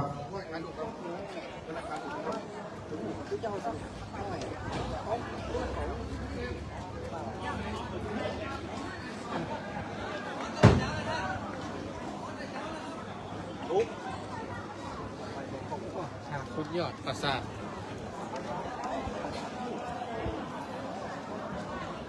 เข้าห่มก่อนคุณเตวิท ศิลปินลูกหลานบ้านตาเกียนได้ประพันธ์แต่งเพลงไว้เป็นอาจาริยะปูจาแล้วเราจะสู่มาหลวงพ่อแล้วไปจะเตนั่งร้านแล้วก็ปิดตอนนี้ห้ามปิกเตื้อห้ามไห้ผู้ใดคนใดกลับบ้านนะเข้านั่งก่อนคุณเตวิทเป็นลูกหลานบ้านตาเกียนไปเป็นศิลปินโด่งดังทั่วประเทศเอาชื่อเสียงตาเกียนไปโด่งดังว่ามีศิลปินเก่งประพันธ์เพลงถวายหลวงพ่อพระครูประภากรกิจโกศลเป็นกตัญญูบูชาก่อนที่จะสู่มาหลวงพ่อก็จะร้องเพลงก่อนศรัทธาที่อยู่ตามแดดไปอยู่ห้องเลยแต่เดี๋ยวถ้าเป็นลมมาก็ได้นะเขาจะมีการทำลายวัดอยู่เป็นห่วงศรัทธาภัยห้ามมื้อห้ามไข้เลย4-5 วันนี้ให้แข็งแรงอย่างเดียวใครเป็นวัดเป็นไอมาสาบมื้อสาบไข้มาขอยาพาราที่ตุ้มพี่น้อยไปเลยตุ้มพี่น้อยเอายาพาราก็เลิกก่อนใครห้ามมื้อเด็ดขาดดังนั้นใครเป็นมื้อเป็นไข้คือมาขอยาตุ้มพี่น้อยไปใครแค่ได้ยาอย่ามาบอกไปซื้อกินห้ามมื้อคือแข็งแรงด้วยกัน4-5 วันนะครับเข้าห้องก่อนตอนนี้ตุลุงน้องภาษาโลกฮับละตุลุงมีบุญเด้อเป็นว่าเจ้านายภิกษุสงฆ์ยามปกปรงวายชีวาประเพณีเจ้าพาราเจ้าเชียงใหม่ละปูนแม่ห้องสอนแป้น่านพะเยาเชียงไฮ้ทาลามไปอย่างหัวเมืองตากเมืองละแห่งสร้างปราสาทสูงเรืองรองเหนือนกหัสดีลิงงามสิ่งคลิ้งแถวเผือกทองประชามากเมืองนองล่าภาษาเผาออกมาคอนตะเกียบ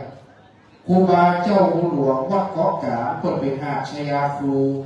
แปลงนกฮักนกตัวนี้เกิดในหิมพานต์พุ่น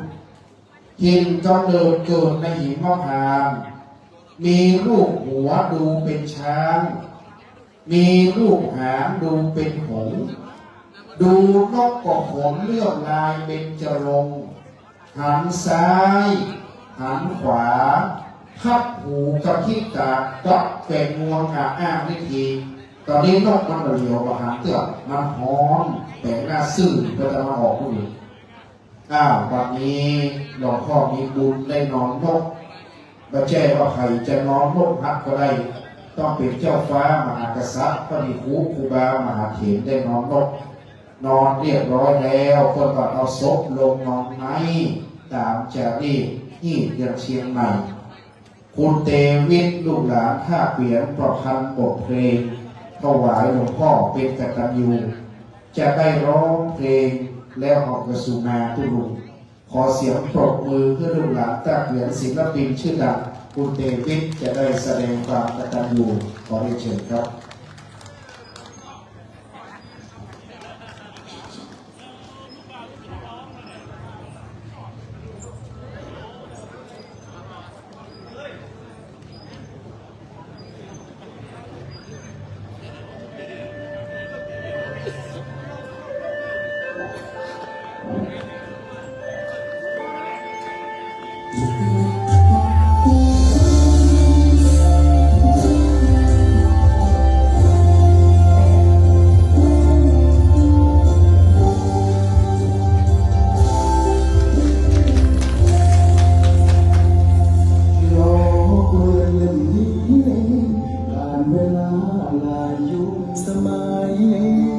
พี่น้องปู่ย่าตายายลูกหลานยิ่งใจ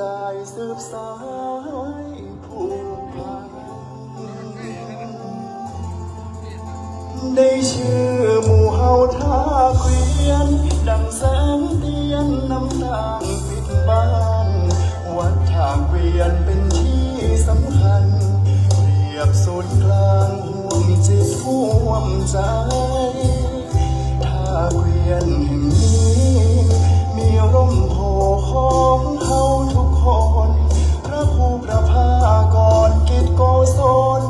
วันนี้เบื้องบนป่าเปิ้นปี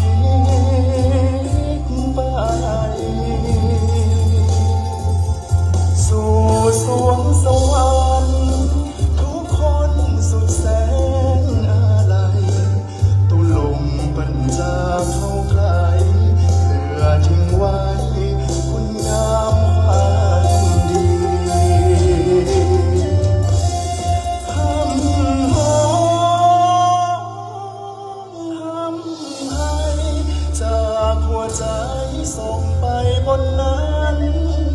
พี่น้องพ่อแม่ลูกหลานขอก้มกราบลาส่งท่านถึงที่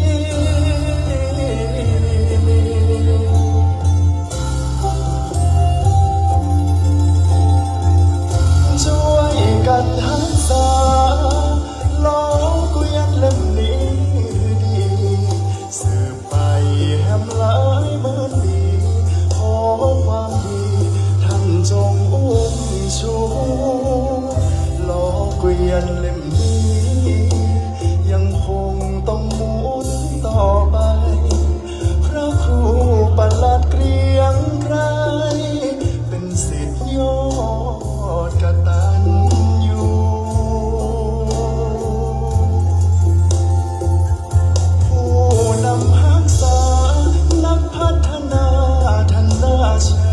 ดชูสืบสานตามรอยพ่อครูคือใจหับผู้เฮาลูกท่าเกวีย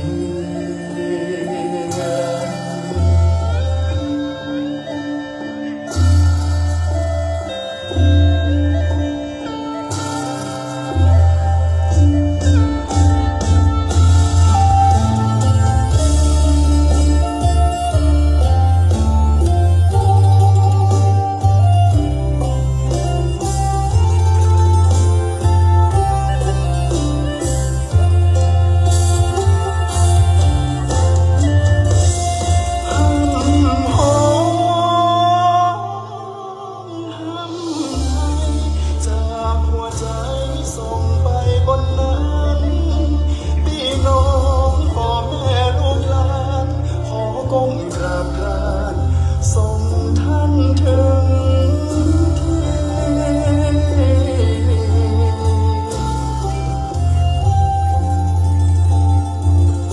ช่วยกันรักษาล้อเกวียนเล่มนี้ดีสืบไปทำลายเมื่อดีขอความดีท่านจงอุ้มชูล้อเกวียนเล่มนี้ยังคงต้องหมุนต่อไปพระครูประหลัดเกรียงไกรเป็นศิษย์ยอดกตัญญู ผู้นำรักษานักพัฒนาท่านน่าเชิดชูสืบสานตามรอยพ่อครูคือใจหับผู้เฮาลูกท่าเกวียนร่วมกันรักษาร่วมพัฒนาคือน่าเชิดชูตุลุงเปิ้นคงหับผู้จากลูกหลานคนบ้านท่าเกวี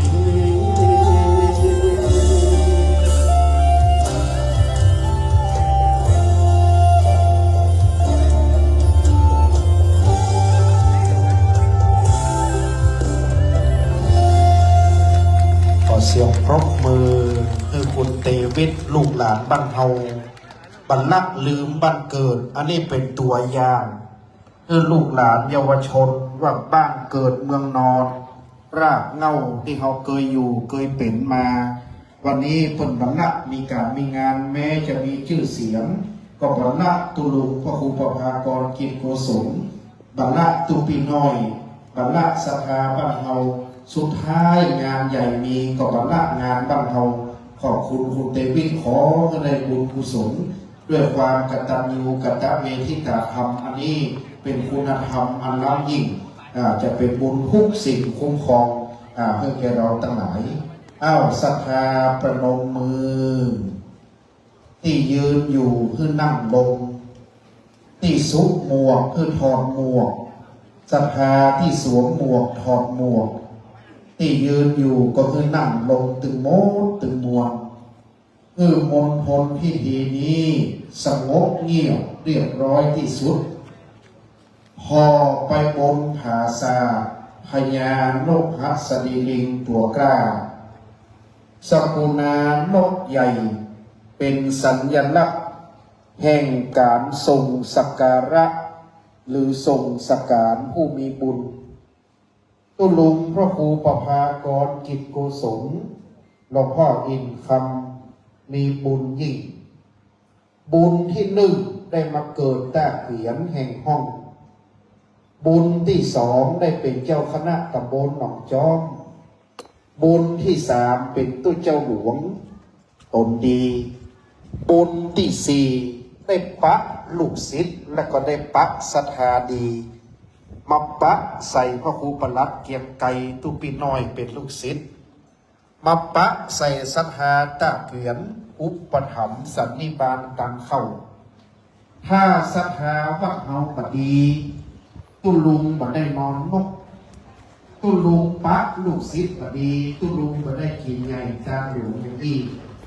ตุลุงโชคดีตุลุงมีบุญบัดนี้ลูกศิษย์ลูกหาส่งสการตุลุงอย่างนี้ที่สุดงามที่สุดสมบารมีตุลุงที่สุดเด้อหากดวงวิญญาณตุลุงรับรู้รับทราบโดยญาณวิถีขอพระตุลุงอภิรมย์จงชื่นยินดีสาธุการตลอดนับตั้งแต่วันนี้ไปจนถึงวันที่8งานของตุลุงขอให้มีภัยงานมาศูนย์กินตานบ่ให้งานศูนย์เนิ่นขอให้ราบรื่นเรียบร้อยบ่ให้มีอุปสรรคปัญหาพยันอันตรายใดๆสักอย่างขอปรมีตุลุงรักษาให้งานนี้เป็นไปด้วยความเรียบร้อยจนถึงวันที่8ที่9จนได้ล้างถามเที่ยวครัวคนหายผู้หนีคนดีขึ้นมาศรัทธามากินมาตามแห่งอย่างหนึ่งกู้กันส่องหน้าคนหลายส่องหน้าสรีระราชตุลุงปล่อยล้อเป็นงานใหญ่ไม้ต้นหลวงล้มเต็มกลางบ้านสิ่งเดียวที่จะทำให้งานสำเร็จคือสามัคคีขอให้คนใดคนหนึ่งอย่าได้ผิดข้องมองใจอย่าได้ผิดได้เถียงกันเด็ดขาดขอให้มันราบรื่นเรียบร้อยอันผิดเถียงอย่าให้ได้มีขอให้มันดียิ่งกว่าเก่างานจึงจะดีอู้กันที่หน้าตุลุงนี่ละเด้อบ่ให้ได้ผิดได้เถียงกันศรัทธาจะหักกันแปลงกันแถมประการหนึ่งสมณะมูลศรัทธาศาลาประสาทครูบาเจ้าศาลาบอกไฟแล้วก็ปลดใจสุภาพบุรุษที่ได้ขึ้นยืนภาษาตะกี้ได้ข้ามย่ำยืนเตียวไก่สรีระสังขารได้ยกได้กำได้กระทำบอกถูกต้องขออโหสิกรรมบ่ให้เป็นบาปเป็นกรรมบัดนี้สรีระสังขารนอนไม้ลกหักแล้วขอขมาคารวะณบัดนี้วันตามิพันเตสัพพังอัมปะทังคัมมาภะเมพันเตมยากะตังปุญญังสามินานุโมทิตาปังสามินากะตังปุญญังไมหัง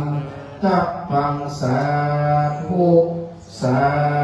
ธุอนุโมทามิขอบคุณทุกท่านที่มีส่วนร่วมทุกคืนจะต้องมาฟังธรรมเนิ่นขึ้นโปรยทางสีแก่งประสาทศรัทธากระเดียวเก็บต่อคนก้างเอาไปใส่รถกระบะแล้วเอาไปคว้างที่ปะเยี่ยวใครจะห่อขนมห่อนึ่งจะลูกลงไปตรงเป็นอย่างนึ่งเขาเป็นเก่งใจได้เลยอนุญาต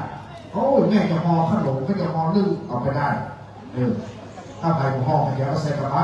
ต้องช่วยกันเก็บนะเอาไปใส่กระบะแล้วเอาทิ้งที่ปะเยี่ยวเท่านั้นนะเก็บเลยคนใดบ้านเอาบุญคนก้าน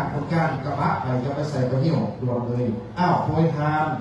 นิมนต์พระภิกษุสังฆะขึ้นสีเจงประสาทโปรยทานผงปะนาวโบราณบ้านเมืองนิมนต์ครับ อ้าวสตาร์ก็จะหกมะนาวเน้อมาเน้อลวกเก็บของนะครับเน้อขอบคุณหลวงพ่อเจ้าคณะอำเภอหลวงพ่อเลขานะครับขอบคุณหลวงพ่อเลขาหลวงพ่อหลวงเอกหลวงพ่อศรีเสมูท่านสมตำบล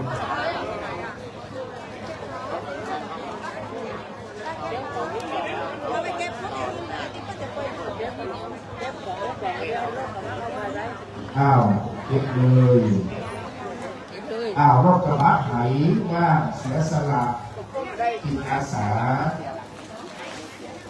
เอาดูเรื่อง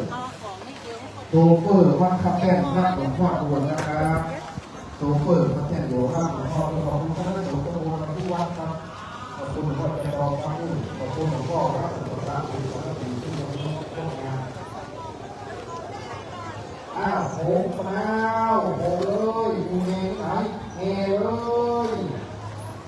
ขอบคุณอาจารย์คุณเจ้าพระบุราคุณหลวงที่สามคุณโตคุณพ่อคุณพ่อคุณตาขอบคุณท่านประธานโมโหโมดรที่มาดูแลงานเป็นการทำงานพ่อสัตโยที่มาลูกหลานขอบคุณที่ลูกข้าวของมะนาวต้นต้นสะดอกต้นหนึ่งเก็บใบตองงานศพท่านเจ้าอาวาสก็จะปูใบตองแบบนี้ แล้วเสร็จพิธีก็จะช่วยกันเก็บใบตอง